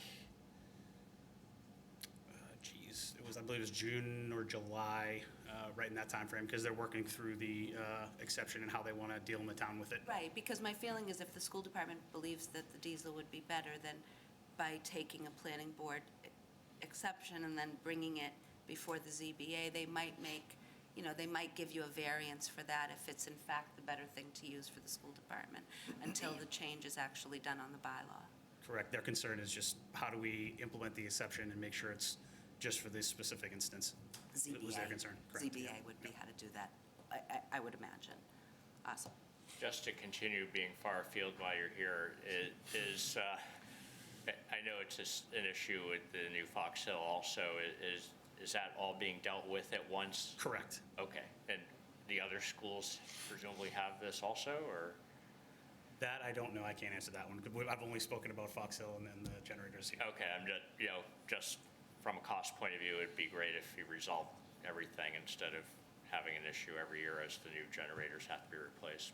And I would say as a follow-up, Mr. Chairman, if you are before any of those boards, if it's cost-effective as well, then a support of Ways and Means and saying it makes more sense to do something that's cost-effective and that's utilized better, perceived to be better utilized, a diesel fuel, then, maybe if the ZBA is in fact making the exceptions in conjunction with the planning board, the committee could. To your point, there is a cost savings of about $1.3 million if we get this exception through for Fox Hill. That's good. Right, because that affects. Correct. That affects whether we get a grant or Correct. something, as I recall. There's about $1.3 million in grant money tied up in that as well. I think we're in favor of that. Do you know what I'm saying, Frank? Can you do that? Oh. Frank? Everybody's right, but I think there's a little bit of confusion. Natural gas is a great source of fuel for a generator, but it doesn't come up, it's always there, blah, blah, blah. The problem is it violates the current standards of green buildings, and that puts Fox Hill at risk for the reimbursement of 1 point something. So that really is what pushed the envelope. I don't think running around and converting all emergency or standby generators to diesel would be cost-effective at all. No, I don't think anyone's suggesting converting it. I think that, my understanding is we have diesel generators now. It's really just, when we go to replace them, we don't want to have to convert them to gas. I venture to guess Memorial's natural gas, Okay. Don't know. but In any All event. right, at any rate, we're getting, all I know how the schedule works for kids. You can tell me, ask me that. I know the lights come on. If they need to learn English, you could answer. I could do that. All right, we're getting a little far afield here. Mr. Chairman, motion to approve. Thank you, but it's a great topic. All right. This is the problem with engineers. This is warrant article 718, the Francis Wyman generator for $95,068. Those in favor, raise your hand. Opposed? Abstain? Those that want to talk about generators more? All right, Article 7-19 is the Marshall Simons Middle School Critical Building Systems Upgrades. Steve? This warrant article would fund the installation of smoke arms at the Marshall Simons Middle School. What smoke arms do in the event of a fire would be to close the hallway doors that are normally propped open during the day, as you have 1,100 students roaming through the halls. The article would cover the installation, also cover the installation of a Freon refrigerant monitor in a mechanical room, and also new software that helps for troubleshooting the HVAC systems. These were issues that were identified during yearly safety inspections, and they would address coding issues. I neglected to put the cost on this in my notes on this one, so if you could read those, that would be great, but the committee supported 5-0 in favor of this. Anything additional on that, Dr. Connie? Okay. Do we have questions on this? I'll throw in one. There's one thing here, let me see if I can find it again. Where'd it go? It's a $50,000 item on operations and communications that I'm going to. Field unit communications? I'm trying to find again here. Where'd it go? I think it was in this article. Field unit, it said. Where'd it go? Why can't I find it? Up? No, it wasn't this thing. Oh, yeah, here we go. Yeah, it's described, it shows a little box on a pipe, and it says field units operational communication issue resolution. For the life of me, I have no idea what this is, and it costs $50,000. Do we have any hints on that? Mr. Chair, I can certainly have Mr. Cuna follow up. My understanding is that there are 3 different systems at the school, and they don't talk to each other, and that this is essentially a computer, a server that allows the systems to all work together more efficiently. So that's what I know. So I think it connects the heating and the cooling and other parts of the operations of the building. Right. I accept you're at a disadvantage. Personally, I'm going to suggest that we table this one until we understand what it actually is. Sure. It was cheaper, I'd say okay, but for $50,000, I have to at least understand what it does. Okay. Any objections to tabling that? Anyone know what it is? All right. Just for the record, the total cost of the project is $113,203. Yes, this was just one part of it, correct? No, understood. Yep.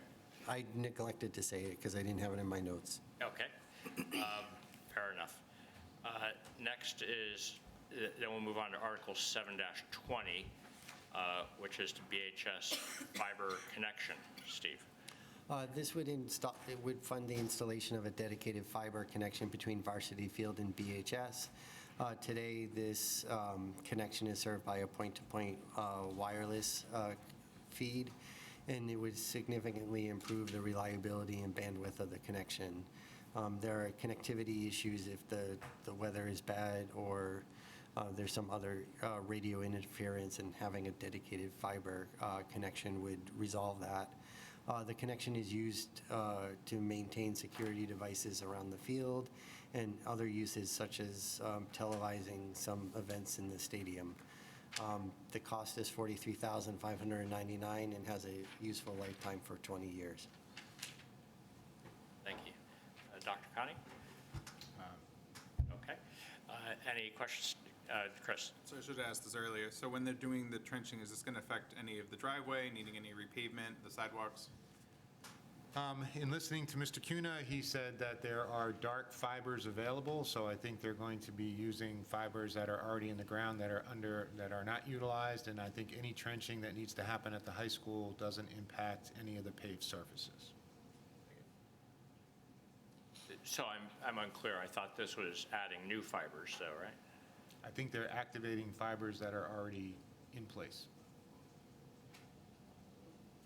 I thought there was a little bit of There is trenching described in here, though. Yes. Yeah. Which suggests that they're putting something in. Probably on site, but I think they're also utilizing other fibers that are already in town. It's connecting to the existing fiber network, but it does bring the fibers to the Varsity Field. Right, so it is adding new fibers to extend it. Right, but To there. there would be a junction box outside of where, right, that it could, the new fibers would connect to the existing fibers. So you have dark pairs in the existing fibers, and you'd have new pairs going out to the Varsity Field. Right, okay, that makes sense. Do we have additional questions on this? Oh, and the subcommittees voted 5-0 in favor. Thank you. Motion to approve. Just in case we forget, did you vote 5-0 on all of them, or? Yes, actually, we All voted right. 5-0 on all All right, of so them. in the event that you forget to mention it, we'll. It sounds so official, though, if I do it after No, each it's one. good for you to say, just in case. All right. Motion to approve? Second. Thank you. All right, this is Article 720 to BHS fiber connection for $43,599. Raise your hand if in favor. Opposed? Abstained? All right, that's 12-0-0. Next is Article 7-21, the BHS electric forklift. Steve? So the existing forklift that BHS uses is 20 years old and is at the end of its useful life. This particular model hasn't been manufactured in 15 years, and replacement parts are scant to non-existent. And so this warrant will cover the purchase of a new electric forklift for use within the high school. The BHS covers approximately 370,000 square feet and has multiple elevation changes throughout the building. This would be used to transport a lot of large items between different places within the building. And also, because the high school serves as the central distribution center for the other 5 schools, a lot of materials are received at the high school for further shipment out. And so the cost of the replacement forklift is $50,160 and is expected to last 20 years. And the vote? Oh, it was 5-0. Excellent. And they said we could never mind. All right, Dr. Connie? No, just the main loading dock for the large items we get is at the high school, so I know it may not seem that a forklift belongs in a high school, but that's our main distribution center for throughout the district. Questions? Motion to approve, Mr. Chairman. Second. Okay. Oops. This is Article 7-21, BHS electric forklift, for $50,160. Those in favor, raise your hand. Opposed? Abstained? It's 12-0-0. Next is Article 7-22, district-wide maintenance vehicle. Steve? The warrant article would fund the purchase of a new maintenance vehicle that supplements an existing vehicle. The current vehicle is shared by 5 employees, and the maintenance staff is currently reimbursed for the use of their personal vehicles if the current maintenance vehicle is not available. Really, this is about efficiency and being able to simultaneously run multiple maintenance projects at once without necessarily using personal vehicles. So there would be some cost reduction in reimbursement for use of those vehicles, but not enough to cover the entire cost of the vehicle itself. But it would make the maintenance team more efficient, and with not having to, with being able to keep required equipment within the maintenance vehicle itself rather than continually loading and unloading the personal vehicles. The maintenance team services the mechanical, electrical, plumbing, and HVAC and other systems across 6 school buildings, so there is a need for this. The estimated cost is $65,890 with a useful lifetime of 15 years. 5-0. Thank you. Dr. Connie? I think it's self-explanatory. Okay. Questions on this vehicle? David? What do people get reimbursed for the use of their personal cars? Is it per mileage or is it per trip? Yeah, the IRS So the IRS mileage, so 56 cents. it can't be I think 56 cents roughly right now per mile. okay. We're not going to pay for it by the savings in the reimbursement, but yeah. I guess they're very short trips. Yeah.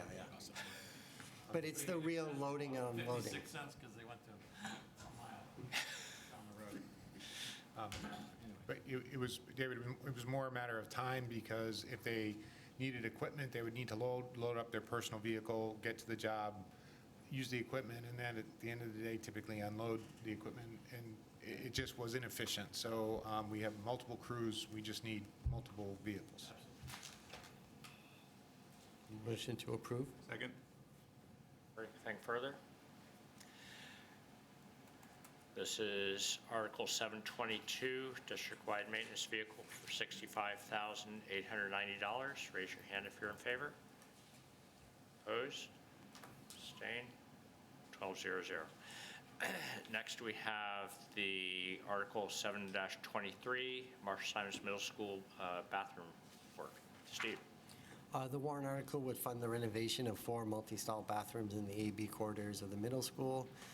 These bathrooms were not renovated as part of the MSBA building renovation project back in 2011, and they are at the end of their useful life. The renovation includes 3 bathrooms near the gym and 2 in the cafeteria. While the bathrooms have been maintained by the maintenance and custodial staff, the original equipment has not been replaced. The new installation would make these bathrooms also ADA compliant and bring it up to the most recent code. The expected cost is $358,754 with a useful lifetime of 20 years. The subcommittee voted 5-0 in favor. Connie? Just wanted to stress again, these bathrooms weren't done as part of the ad reno to the original building. And from a student behavior perspective, which again I'm more comfortable with, it's actually very important to have well-maintained and clean bathrooms because they take better care of the facilities if the facilities are maintained better. I did have one question. So Article 724 also has some bathroom work in it, in seemingly maybe some similar areas. Are we confident that these projects aren't overlapping and renovating the same bathroom twice or something? We're very confident that they're not overlapping. I think the part of the building, again, where the locker rooms are, to your point, wasn't part of the, again, a renovation addition. Many of the locker rooms that were built in schools, the age of the middle school, were when kids utilized locker rooms differently than they do now. They were showering, changing for gymnastics, gym class, physical education class. Many of those large shower areas and bathroom areas aren't utilized in the same way. So I think the locker room renovation is to make those bathrooms more usable as students use them today. So they're separate bathroom projects. Okay, great. Additional questions? Motion to approve. Second. Thank you. This is Article 7-23, the Marshall Simons Middle School bathroom renovations for $358,574. Those in favor, raise your hand. Opposed? Abstained? Passes 12-0-0. Next, we have Article 7-24, the Marshall Simons Middle School locker rooms. Steve? Yeah, so as Dr. Conti started to talk about this, this is funding the renovation of both the boys and girls locker rooms at the middle school. The project involves the reconfiguration of the space to better accommodate functional changes and better educational uses of these spaces. As Dr. Conti said, the way that the locker rooms are being utilized is very different than the 20 years ago when we used them as kids. They include adding a fitness center within the locker rooms and also some classroom space. The expected cost is $288,840, and again, a useful lifetime of 20 years with a 5-0 subcommittee recommendation. Dr. Conti? No. Okay. Questions on this article? We asked some tough probing questions about sweating and changing, but we didn't get any good responses, so we'll leave it at that. Okay. Motion to approve. Thank you. All right, this Article 7-24 for $288,840. Those in favor, raise your hand. Opposed? Abstained? Passes 12-0-0. Next, Article 7-25, the Fox Hill cafeteria tables. Steve? So some of the Fox Hill cafeteria tables are weathered and have jagged edges, which are posing a hazard to the students.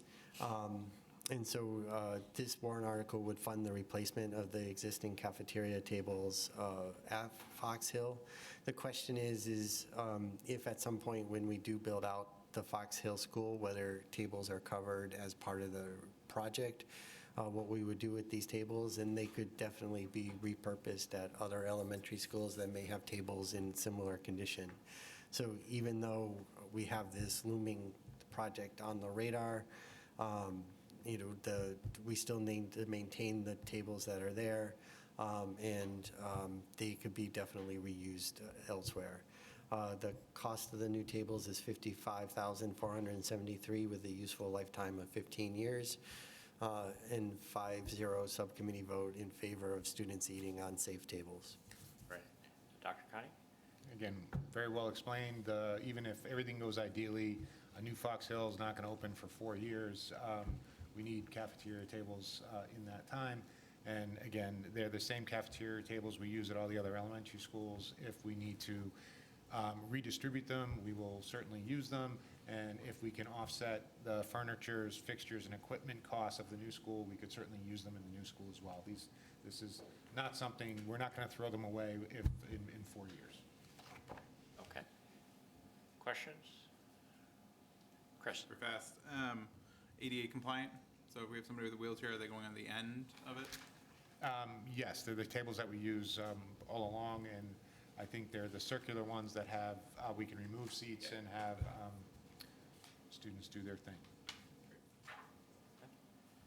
Motion to approve, Mr. Chair. Second. Thank you. This is Article 7-25, Fox Hill cafeteria tables for $55,473. Those in favor, raise your hand. Opposed? Abstained? 12-0-0. Next is Article 7-26, the Pine Glen fencing. Steve? Yeah, at the Pine Glen School, there is 180 feet worth of damage and aged fencing in front of the school. The fencing sits between where traffic is and the playground, and so it's currently not providing an adequate safety barrier between those two. So the plan is to replace the existing fencing. The cost is $25,025 with a useful lifetime of 20 years. The subcommittee voted 5-0 in favor. Dr. Connie? We need a new fence. All right. I'll ask a question. In the cover sheet, it says replacing 180 feet, but the quote is for 368 feet. Just want to make sure we're buying the right amount of fence. Doubles back on itself. I'm not sure. It says remove and disposal of 360. And then install 368. Yeah, so we'll check on that. I don't know. I don't know the answer to that. I think it's 180 feet is what I think. We're replacing the existing fence that's there. We're not adding. So All right, I'll check on that. Okay, we just, Do you know the answer to that? maybe we only need half the quote or something. I do not either. All right, so we'll table that one if that's okay with everyone. That's fair. Okay, just make sure we get the right amount there. All right, so moving on to Article 727, Marshall Simons Middle School furniture. Steve? So this warrant article would fund the replacement of furniture in the tech ed, science labs, and other teaching spaces at the Marshall Simons Middle School. This furniture replaces existing furniture that predates the MSBA renovation project in 2011 and is replacing furniture that was more useful 20 years ago when we had wood shops and other types of classes that we don't have today in that building. The school is requesting $132,515 for this project with a useful life of 20 years. Okay. Dr. Connie? Just again, part of the conversion of old wood shops to, guess what they call now our maker spaces. We need more flexible furniture. The furniture that's in there now is bolted to the floor and doesn't move. So we need furniture that moves. Okay. Questions on this? Motion to approve, Mr. Chairman. Second. Thank you. All right, this is Article 727, Marshall Simons Middle School furniture for $132,515. Those in favor, raise your hand, please. Opposed? Abstained? Passes 12-0-0. Article 728, district-wide curriculum review. Steve? This article would fund an in-depth, a very comprehensive in-depth review of reading and math curriculum from pre-K all the way through 12th grade. The curriculum has not been reviewed in the past 15 years and is long overdue.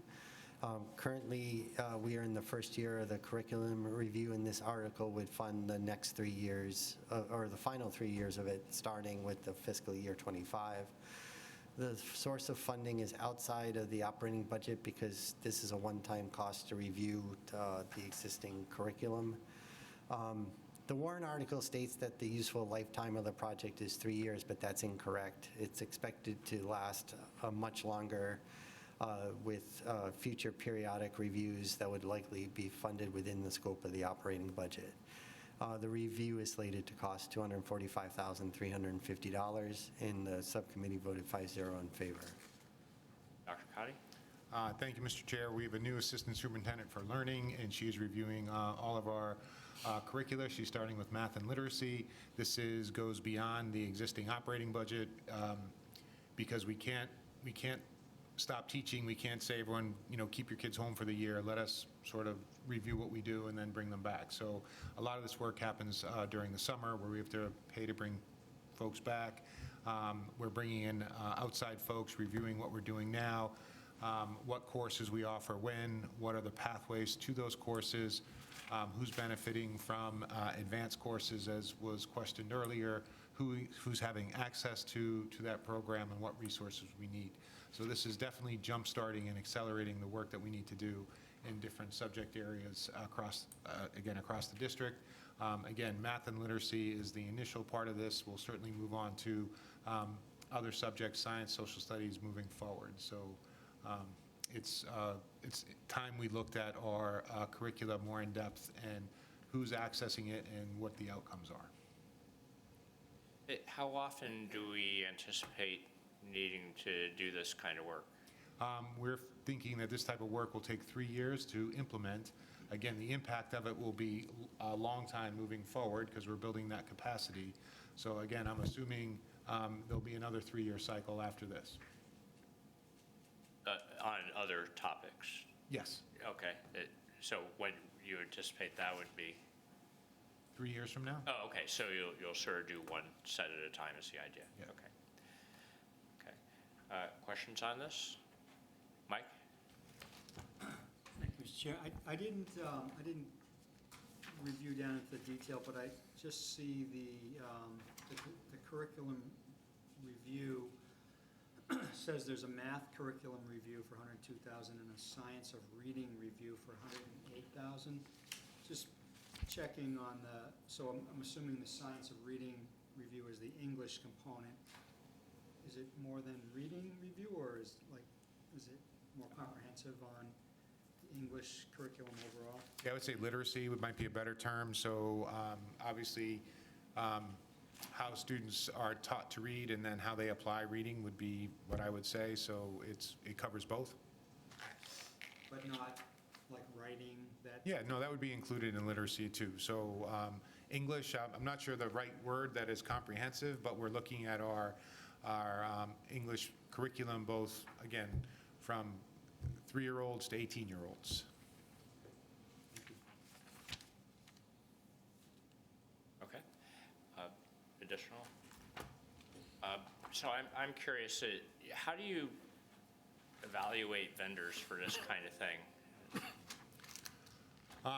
Well, we look at their body of research, and then I think Dr. Chen has some experience with some of the folks that she's bringing in. So she's had positive experiences. They're well published, and I think they've gotten great results. So kind of that's part of it.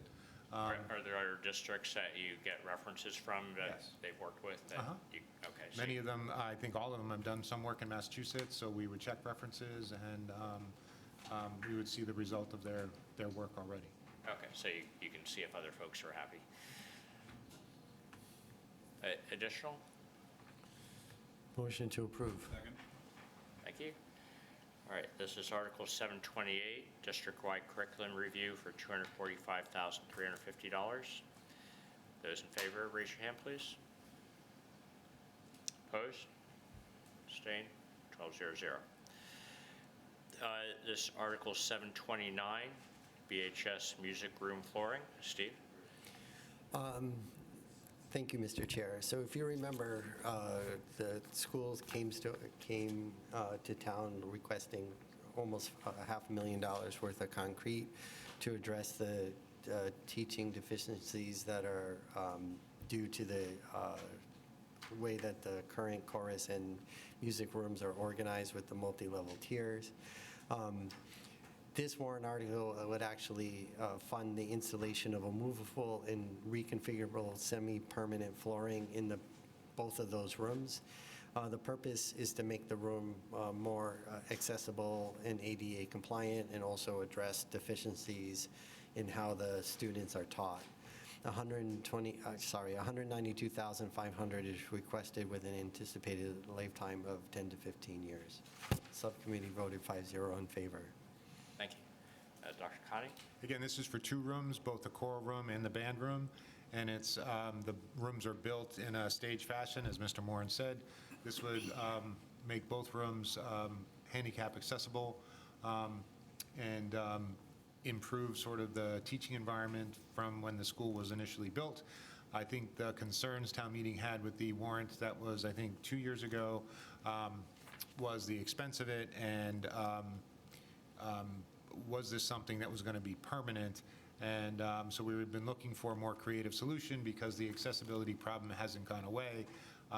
This is essentially using staging that is, will look permanent and be permanently used, but if the building were to come down or be renovated, we would reuse the staging. We can uninstall the staging and reuse it. So we use staging all the time. For graduations, the town uses our staging. For elections, so it's, we believe this is a much better solution to address the instructional and accessibility problems that we had, and have the fix be something that would be useful long-term. I admit I was a little uncomfortable with the concrete solution that we had before us before.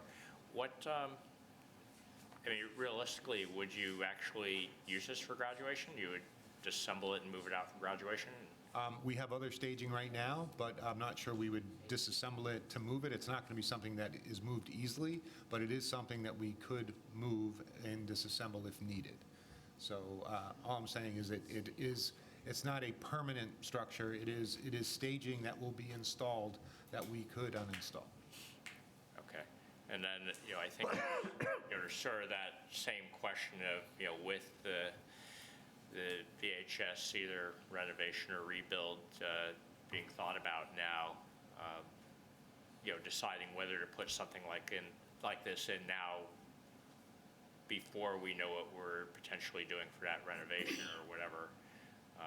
Do you have thoughts on that?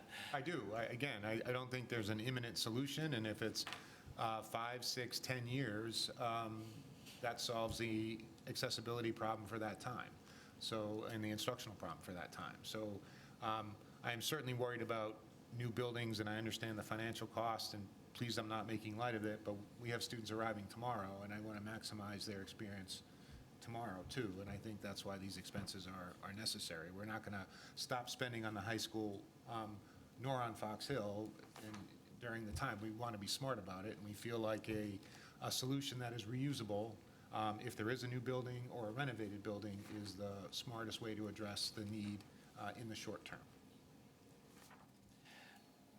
Do we have other questions on this topic? Motion to approve, Mr. Chairman. Second.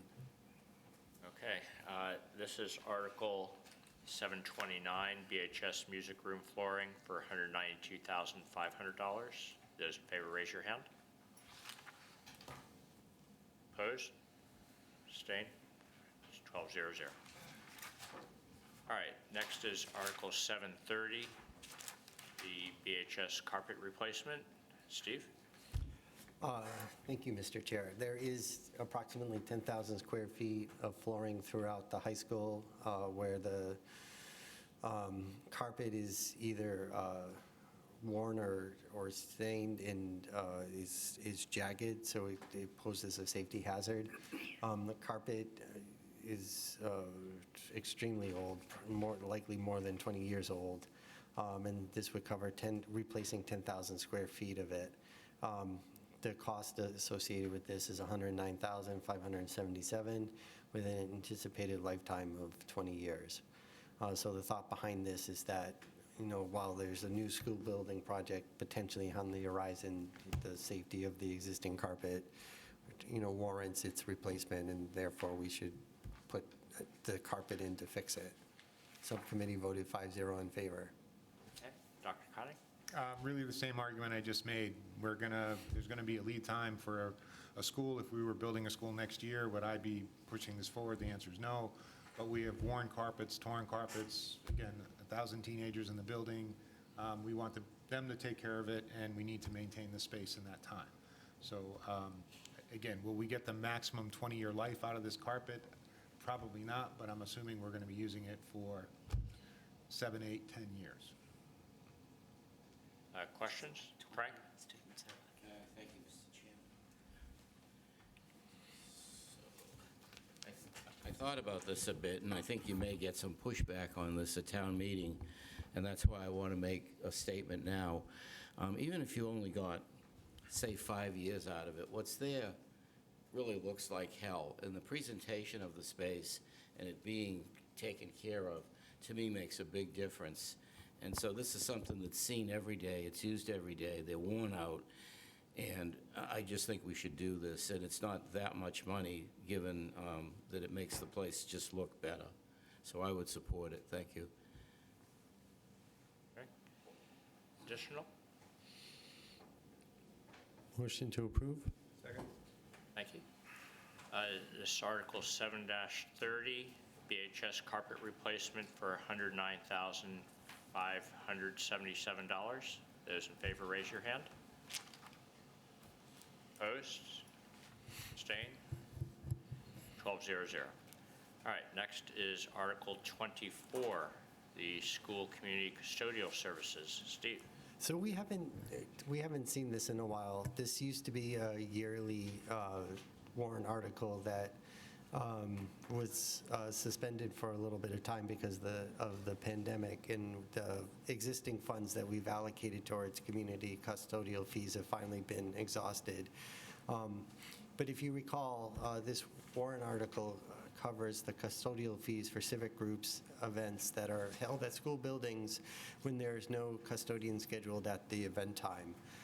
The warrant article is typically seen every year, and I suspect that we'll continue to see it in future years coming up. The list of civic groups that are eligible to use the custodial fees are maintained by the school committee, and I have the list in the backup. I'm happy to read it if you want to hear it. The Burlington School Committee oversees the monies which determines which groups are eligible.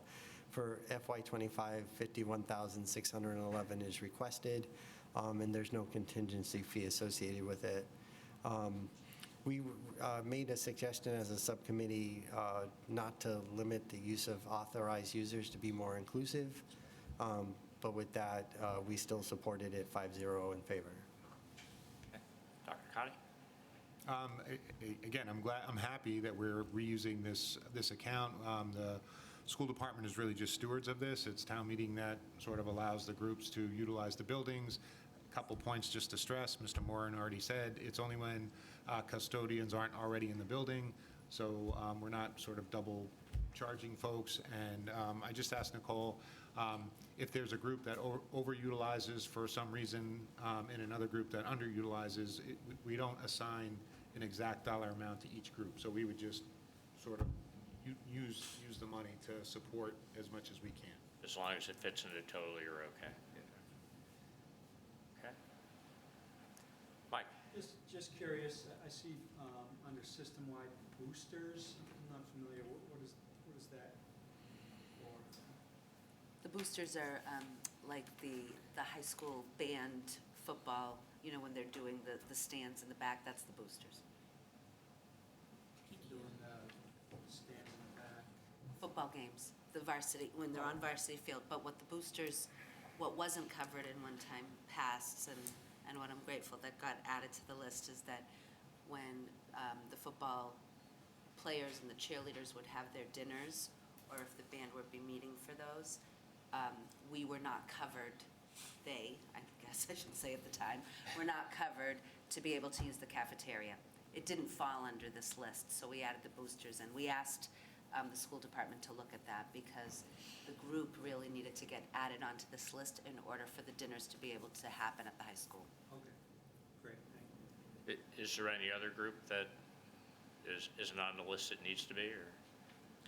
We haven't been approached, but again, if we were, honestly, we would pass it forward to town meeting, and we want the buildings used, so.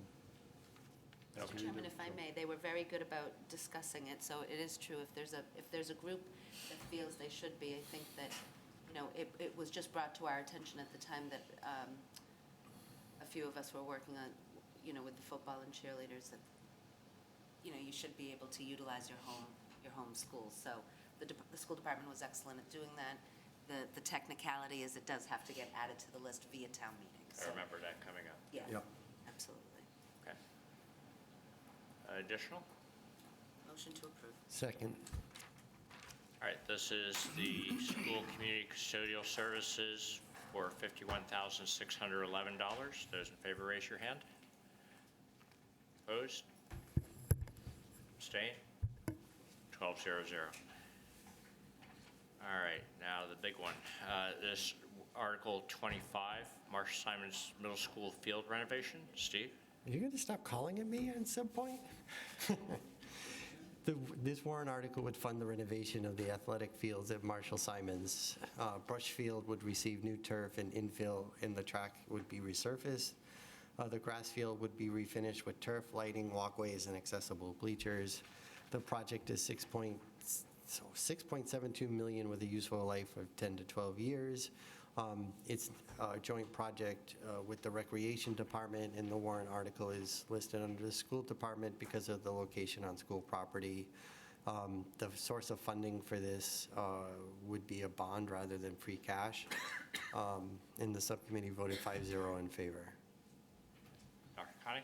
I'm going to actually turn this over to Mr. Brooks in a minute, but I think I'm sort of seeing this request as more of a community request. I think the reason the school committee is presenting is because it's on a school property, but Park and Rec, and Mr. Brooks is the school committee liaison to Park and Rec, and he can speak to the project.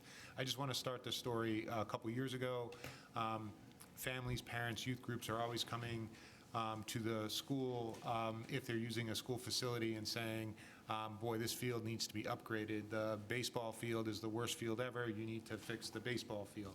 I was getting a bit concerned, even a little bit frustrated with the conversations because no one was looking at the sort of the system and what was the first priority, second priority, third priority, because I didn't want to say yes to someone and then have someone else come in and say, oh boy, but the softball field is worse, and then all of a sudden I'm judging. So I think 2 years ago, town meeting approved a comprehensive field study for the school district, so school district facilities where our teams were playing, and they put together a priority list. The first on that was the baseball field at Francis Wyman. That was on our request last year. Town meeting has approved that project, so that project will be starting after the baseball season this year. The second project on that comprehensive evaluation list was Brush Field, the middle school, and that is renewing the turf that's there that is, time goes by so fast, is already 10 years old. And we have to do compression testing on that. The track needs to be resurfaced. And again, without doing that type of work, and I know the town meeting just a couple years ago did varsity field, it becomes much more expensive if the fields are allowed to sort of not be sort of resurfaced and you sort of lose the benefit of all the work that takes place underneath. In speaking with the youth programs in Park and Rec, it is the grass field that is behind Brush Field that the proposal is to convert that into a synthetic playing surface with lights that would accommodate two competitions at once, get varsity sports, JV sports, freshman sports, high school sports off those fields sooner, and then get youth groups onto those fields earlier in the day. So I think it's a much-needed upgrade to the community. Again, the reason this is coming sort of from us is it was part of our comprehensive field review. This was the second priority. It is on a school site, and again, we have been working with other groups in the community, and I will pass it to Mr. Brooks because I know this was a conversation at Park and Rec as well. So, pretty comprehensive overview, a couple items missed, so it does add elements of accessibility on the west side of the existing field to get down to the two new fields. On the hill, it further adds accessibility and a ramp to let folks utilize the two lower fields from the back parking lot, increasing parking utilization built into the wall, as well as some essentially stadium seating built out of a stone, so it increases seating at the field. Hooks are already in place for the lights and the scoreboards, have it on both sides. And then again, like Dr. Kotz said, the cost of not refurbishing and then replacing becomes much higher for the track, which is at end of life, fields at end of life. And then also it adds a full 1/3 of field capability we don't have right now, allowing for youth sports to get on the field sooner, varsity and JV to be having their competitions and practices concurrently. So it really lets a lot of community use happen at once and increases the field availability for everybody. So, you know, soccer, lacrosse, baseball, all the youth sports, to include the high school sports, just more places to go and more places to compete. Okay, do we have questions on this? Doug? So I have questions and comments, and in theory or in spirit, I'm very supportive of this over time. It's a giant number, which I know you're aware of, and it feels like something that there's this and then there's more, and it feels like that should be built into kind of a capital budget plan over a multi-year. This is how we're going to accomplish this, and maybe that's what it is, and this is the first bite of that. When you get to Brush Field, so I remember the high school field ended up getting a little more than 10 years. Some of that was because COVID, so it kind of didn't get used. But the engineering studies were very helpful for town meeting to really show these were the compression tests at these points, and this is where it's safe, and this is where it's not. It feels like, as someone who backs up to that field, that it hasn't gotten nearly the use as varsity field. I don't know that it's gotten as regular maintenance, because I think we have equipment at varsity field that fluffs and buffs and whatever with those little pellets. So I don't know if there are things we could do to make that last a little longer. There's certainly a big contingent of families in town that want to see better fields. It is embarrassing when people go to other towns and play in baseball tournaments or whatever, and soccer, and then they post pictures on Facebook of what those other towns look like versus ours, and why are we so cheap? And so I get it. Some of it's more of a bragging right for parents than it is affecting the kids' experience, but there is some pride there. And there are some safety issues, but it does feel like it needs to be kind of set up and spread out over time with that kind of detail. And I do think any information about, you know, safety and kind of what shape is Brush Field really in, because they do say you'll get 10 years out of them with a lot of use, and I don't know how much use adds to, you know, or lack of use adds to the life. I know there's some compressing. For context, Mr. Davidson, as you're looking at current Brush Field, the backfield to the left, as you're looking at the field, is almost entirely unused. For the first 2 to 3 months of the season, it retains so much water, they can't even mow it because the mowers get stuck. Sure, no, so I'm looking at this as because part of $1 million of this or something is replacing the artificial turf that's already there because it's 10 years old. So to me, that's one component of the 6.7 million. The track and the thing is maybe, how much was that? I don't remember, but altogether. That feels like that's a refurbishing, and then there's a whole new turf, new artificial turf, and the accessibility is huge, and I totally get that, because again, I live right there, and that, there is a path going down that hill to that field, but it's dangerous And I'm for a anybody. bit remiss, also, that can be used for the students as well during school for gym classes to get students with disabilities to and from, because the current route they go, they have to be They have to go all out the the way down. side, go all the way back down and around, and basically miss half of the class because, you know, they're, It's a long way. Yeah, I get that, I just feel like this is such a big number, and it's scary because we're looking at schools and a police station. Frank? Okay, thanks. So I'm looking at the, kind of the backup, and I see some cone-shaped things behind the gym. Is there something going on in that field? those are track and field elements, so shot, discus, you said javelin. Javelin. Back there, yeah. So those are gonna be resurfaced also Correct, with some type of artificial surface? yes. Okay, so I'm just curious, I'm all in support of good fields. I used to give the rec department a hard time every year they came. You hear a lot now about people, professional athletes actually preferring grass over turf. Has that discussion been had these days, now that we're putting turf everywhere? Again, haven't really participated in that particular conversation. I think the turf is much better than it ever has been in terms of safety and utilization. I think grass fields, if you ask me, and again, way out of my area of expertise, grass fields are wonderful if they can not be overused and maintained really well. And so I think that's part of the challenge is maintaining the grass fields and not have them be overused. If there's an overused grass field, I don't believe that's as safe as a turf field. So if I'm a professional athlete and I get to play on my sort of home field, the grass is probably wonderful. I 100% would agree with them. But we're talking about thousands of kids, the seasons that are too wet to use. There's a lot of backlog. I'm hearing, again, mostly the complaints, and Mr. Davis and I would agree. I'm not, again, I understand this is a big number, absolutely. The same folks who made the recommendation and the compression testing on Varsity Field were involved here, so I'm sure we have all that data.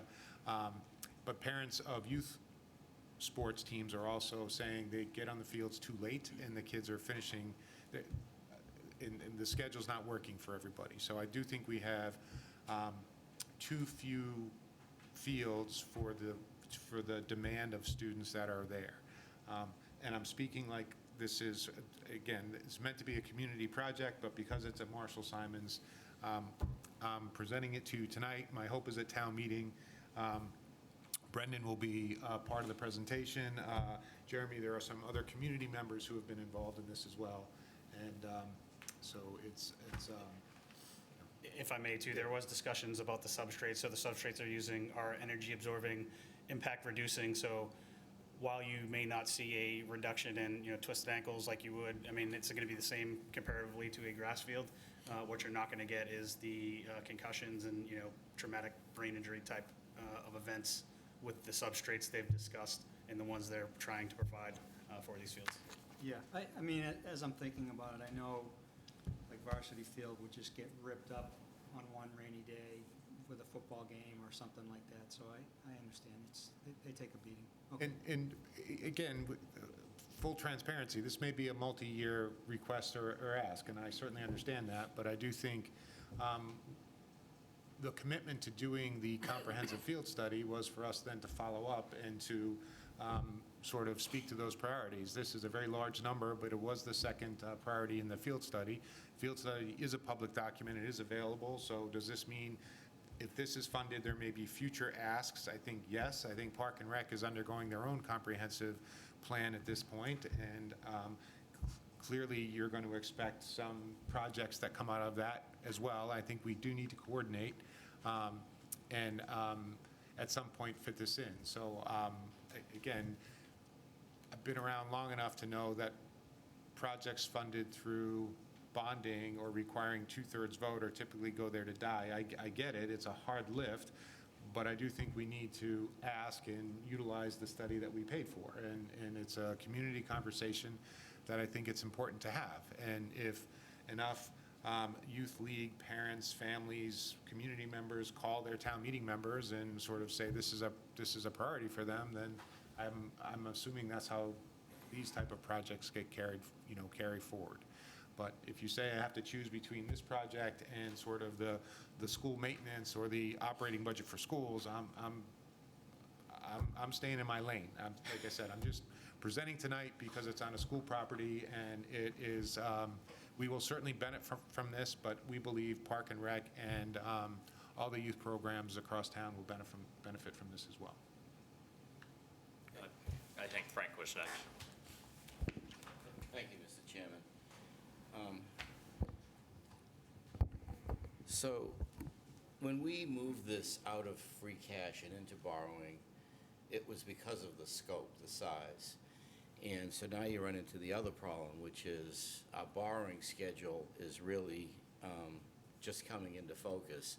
So my real concern with this is to do it all and do it properly now. It's going to run right into the same time frame as we're going to be borrowing significant amounts of money for the other two big projects. So I would ask this. Well, first of all, it's a great project. I mean, it makes complete sense. We really could use it. Could this be broken into pieces where we can avoid deterioration of the sections that are in place that need to have renovation, repair, upkeep done? And like the field that's soaking wet in the back, make that a second piece to do it later to get this in pieces. And I don't think we should try to answer that now. It's a thought. My concern is it's just too much borrowing that will occur in '26. And this would come in pretty fast, right? So that's the worry I have with it. It's not the merits at all, it's the timing.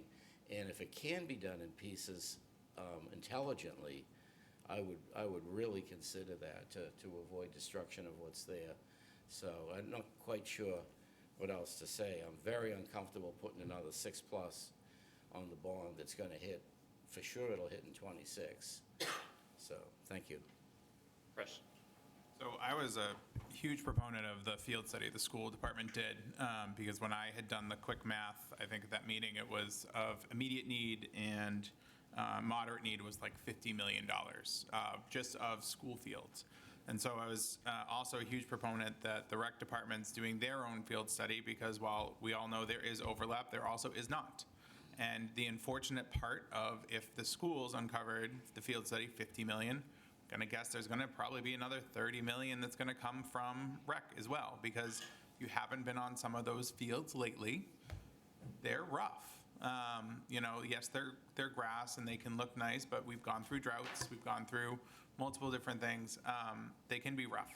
And one of the things that I really appreciated about that school field study was that prioritization, because it was very overwhelming at first. And this is when it was, okay, now how are we going to do 50 million, knowing everything else we're coming in? And that was specifically why I asked our town administration of, has that yet been incorporated into the debt study? And it needs to, because these are priorities that have to be brought forward and into this. I think when we're looking at this project as a whole, if you haven't seen that lower field, it is not usable. My daughter did soccer on it. It's a great field, and we were there in the middle of a nor'easter, and you literally saw a kid run through water on the lower field. And I think for just like some of our school buildings for too long, we've ignored our fields as well. And so we have to balance everything we're trying to balance when it comes to these.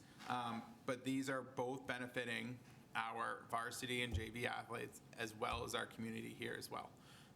So yes, it is joint with rec. Yes, I think it is a very important proposal. I understand and hear the balance of where we're trying to bond and balance all the money. but it's not gonna make it any cheaper, and I'm gonna guess we have another 30 million in fields priorities that are gonna come from the rec department as well. And the goal of having that field study from the schools was they're going to bring these forward while we're waiting for the rec. So it makes sense that this is here. Okay, Doug? Just that comprehensive field study is on the district website now? Okay. And I'll make sure we'll get it to everyone here.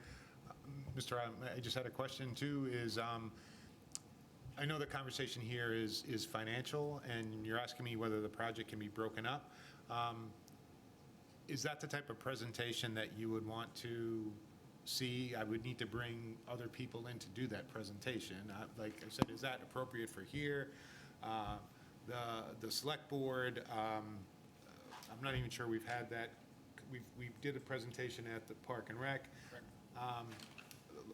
So again, there's a financial piece to this, which we're discussing here, but again, I'm sure the project could be broken up. I just don't know the best way to go about doing that. Right, and there's sort of a question, of what do you do for this town meeting versus, going forward? For this town meeting, the article is what it is. Right. I don't think you can split it into 5 pieces or whatever. So, go forward with that, if you believe in it. But I would say, I agree with Frank. I think one of the things that I would like to see, especially if, Chris's $30 million, that he's throwing out there, just as a number, and I know it's not, based on great detail. But, I think what we'd like to see is, or what I would like to see is to have the rec and school field plan merged into one plan of here's what we want to do with fields in town, and then see, put whatever estimates we can on those so that we can put it into the debt plan and capital plan, see, if it's phased in a reasonable way that, fits with our other projects also. So, I would say that's the action item going forward is, if we're going to have, a number of these big field projects come up, I think we want to sort of understand where's it all headed. If I could just Chris, clarify. yeah. So it is, so the recreation was taking the school field study, incorporating that in, and then doing it basically as a town field study from there. Which is great, they're merging that, okay, so, but as I understand, it hasn't been put into the debt plan yet. No, that's So, what we heard this evening. right. Mr. Chair, if I And could- I'll admit, I sort of had the same reaction of Frank. There's sort of multiple parts of this. There's some parts, of let's make sure the turf doesn't deteriorate and replace it, and that feels like, maybe more important. And then there's some that fall, we have this talk about level service funding for our operational budget versus bringing in new capabilities. And some of the, a couple things, like, converting the grass field to turf and doing all the work on that is, an improved service. The $1 million or $900K in lighting is, an improved service as opposed to, maintenance. So, and those all feel like things that could be phased if we wanted to spread it out a little more. And, it's not obvious that there's economies of scale of, if we did one field and then the other, that, my sense is that, that doesn't save a lot, or it doesn't cost a lot more than doing them. It increased your labor costs by quite a bit. And then just, Mr. Chair, to your point, the field subcommittee between the rec and the school department has begun those initial conversations. We're looking at trying to ways to present it to the debt schedule. It's just coalescing those 2 documents as we wait for the rec study. We don't want to push forward and put all of our priorities and put rec in the backseat, Right. arbitrarily, right? Right, and, and obviously, in the back of our minds is the fact that we have the police station in the Fox Hill happening now, or hopefully happening now, and, so throwing another 6.7 million on that is, an interesting adder. I think if we weren't doing those, we'd be less nervous. Yeah, Sonia? Could I make a suggestion, Mr. Chairman? I think twofold. I mean, you can amend an article, you can amend this article if you wanted to amend it. But before we go down that road, would it make sense for us to be able, could rec come back in, and could it be a discussion or whatever presentation you gave, could they do that presentation here? Because I think what you're hearing is that people, they support the project, but now is it really about, can it fit in the debt schedule properly, or is it, and what are we looking at, and can it be phased out? I think that was what I was going to ask you, is the labor in fact, or is something going to be, when you bid it out and split it up, does the project become more expensive because now you're duplicating some efforts, right? So I just don't know if there's any of that information that could maybe, I don't want to add things to your agenda, Mr. Chairman, but could we come back, since I believe we didn't vote on Rex. We presented Rex warrants, but we never voted on Yes, Rex. we haven't voted on any of those, yeah. So I don't know if Brendan was planning on coming back when we do in fact do that, but if he is, or even if he's not, maybe we can ask if that The presentation. contractor was very agreeable to briefing others that needed information when we presented to REC. I just think we could probably make a more educated decision on whether we think it has an urgency or not, if we hear that from them, and then decide at that point if in fact, and I don't know if there's any way of doing this, Jeremy, can you split something like that? Do we know what each phase is? Like, for example, do we know what just the turf would be versus? I'm sure that would be a larger question. It's certainly not something I can answer. Yeah, I mean, I'm We just can wondering. get back with the contractors, see if they could propose that, or, just give you the briefing to show the cost deltas and kind of help you better understand. I mean, I'll only speak for myself, but I think if when I'm listening to this committee, if you see this committee as a piece of what town meeting would be feeling, you're going to see that same Yep. mix, right? Of people seeing the validity of the project, but maybe not feeling very comfortable with the dollar amount right now. So would it be possible, when we are voting Rex warrants, would it be possible to tie in? Yeah, Maybe we could get those answers. Doug was looking for the, was it a perk test? What did you say? Perk test, that, because I don't The know what that bouncy is. test.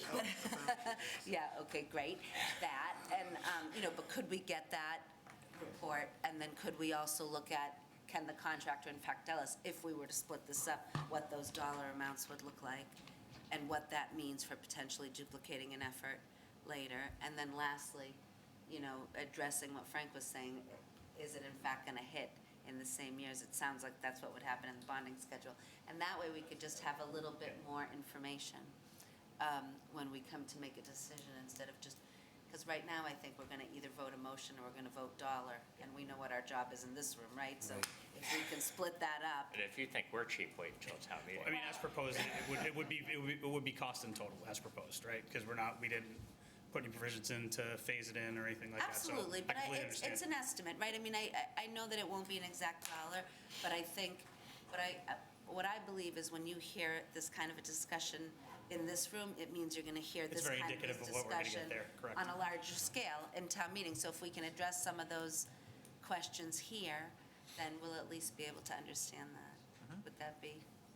Yeah, I mean, it's up to you guys if, I think that'd be great. We Be able to do we that. tabled the Pine Glen fence and the box, I don't know what it does, Yeah. to come Yep. back for those two things anyway.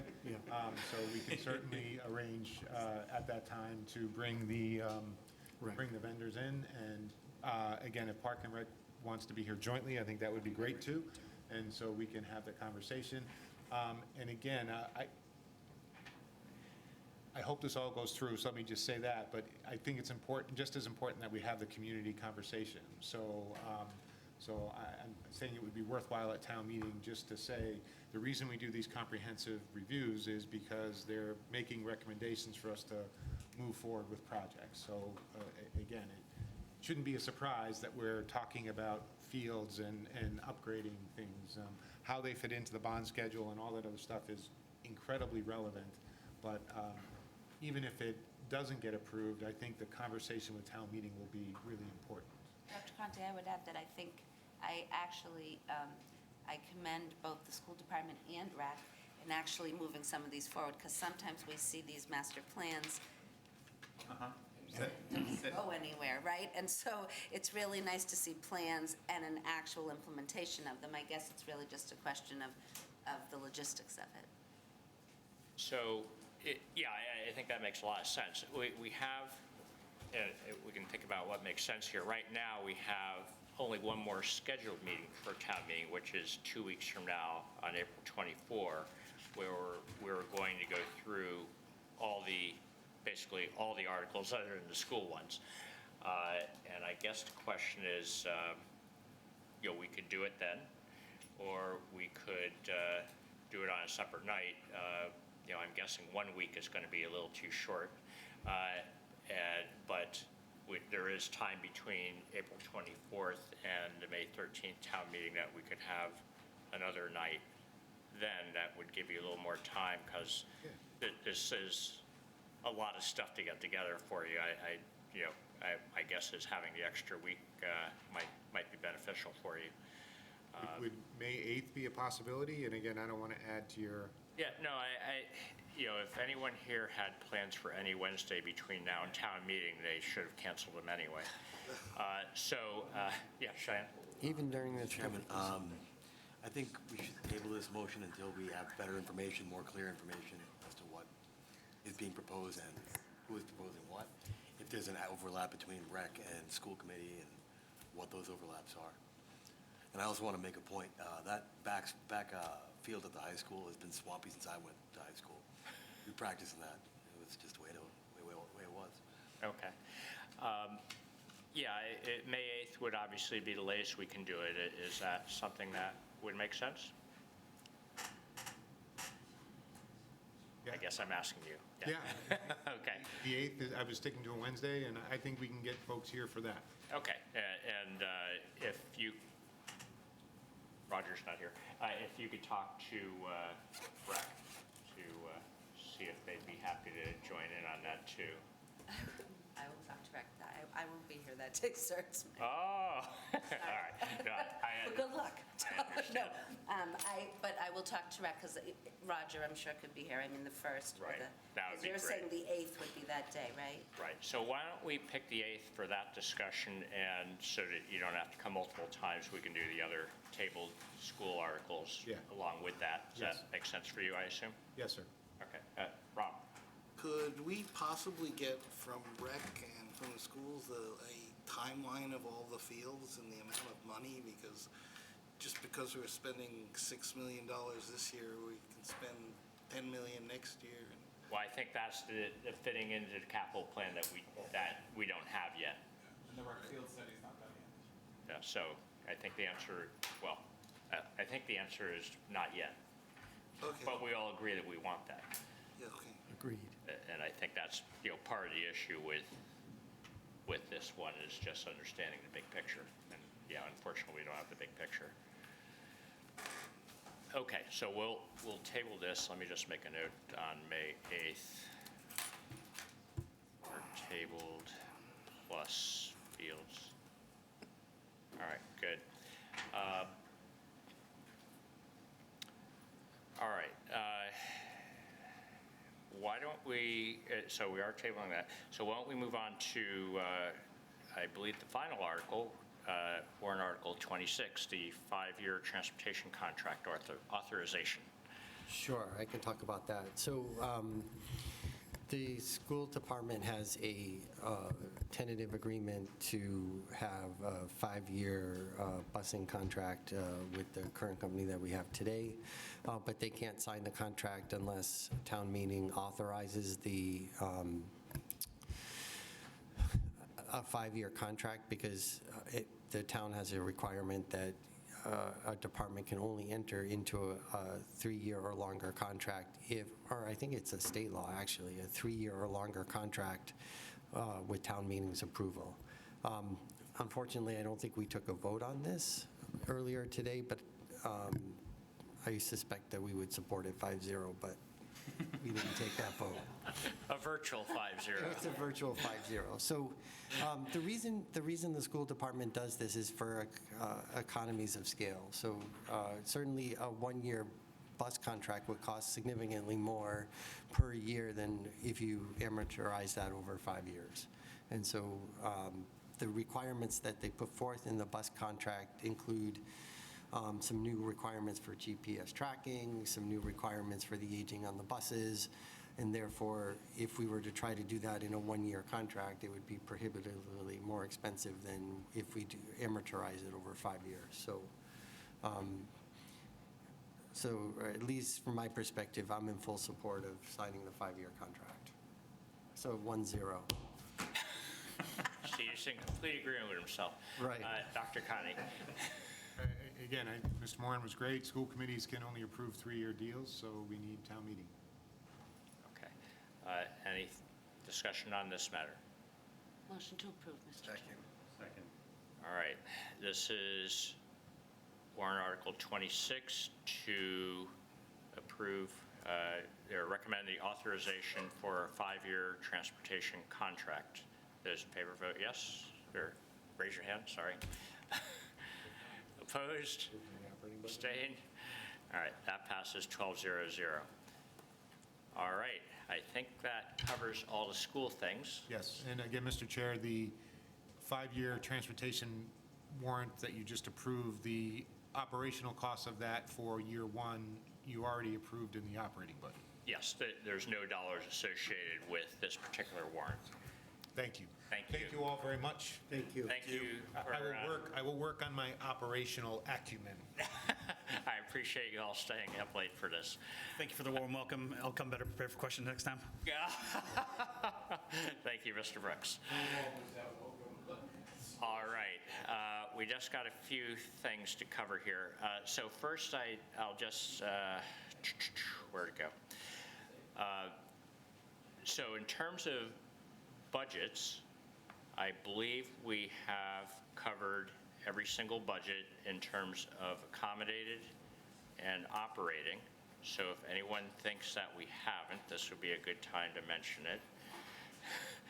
All right, and in terms of warrant articles, we will be covering, basically everything other than what we voted on tonight, we'll be covering 2 weeks from now, other than the tabled items to May 8th. So all the ones that we discussed previously, hopefully you've already taken notes as to how you're planning to vote, or any final lingering questions. So those will hopefully go quickly, and then there'll be a number that we haven't discussed at all that we'll also cover in 2 weeks. Yes? So, when we go through all the warrants, do we want the department heads, I mean, I've already suggested the police and fire come, do we want department heads? So I'm going to suggest it would probably be wise for them to come, just if, some issue does come up, we'll be able to get it resolved. So, again, hopefully it'll go quickly, and I'll put the ones that we've already discussed first on the agenda, so they don't have to sit through the ones that we're just talking about the first time. All right. Going to assume we've talked about debt and large projects enough that we don't need to worry about that agenda item tonight. I don't think we can shed any more light on it. We'll come back to that next time. We're worried about it. Very good. Then we'll move on to the ever-popular and seemingly more popular approval of the minutes topic. So first there's the return of the March 13th minutes. I think you've hopefully all seen the latest update this afternoon. There was one more small amendment, which was suggested on item 9, where it said the insurance is too high. We're adding the phrase, the stop-loss insurance is too high, to make it a little more clear that it wasn't the health insurance that was discussed in the same topic. All right, so is there any discussion? Second. All right, any discussion? Good. All right, so this is as amended. Raise your hand if in favor. I'm going to have to count. Wait, leave them up, leave them up. 1, 2, 3. Hold on, I'm going to put them in here. All right, we have, all right, this is going to take a moment. Don't put your hands down. Mike, Frank's a yes. Steve. I'm not used to these complex votes. Chris. Cheyenne, were you at? I was not here. Yeah, okay, you're not anything yet. All right, and Doug was a yes. Mike's a yes. All right, Ed's gone. Oh, I'm 13. All right. Opposed? All right, and who's abstaining now? All right, David and Cheyenne are abstain. And Sonia. Of that. And Sonia.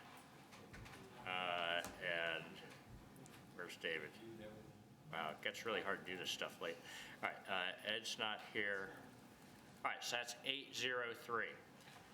All right, and now we have the March 27th meeting minutes. Any discussion? Good. Those in favor, raise your hand. Am I going to have to count, or are you all going to vote yes? Everyone but Steve is a yes here, is what I'm seeing. I skipped that meeting. Are you opposed, abstained on that, Steve? Yeah, please. Very good.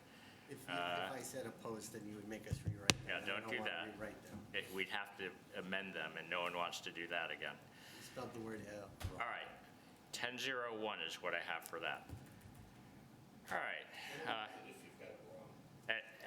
Anyone desperate to talk about anything else tonight? Can we leave now? Let me just check. Yes. Leave. We're adjourned.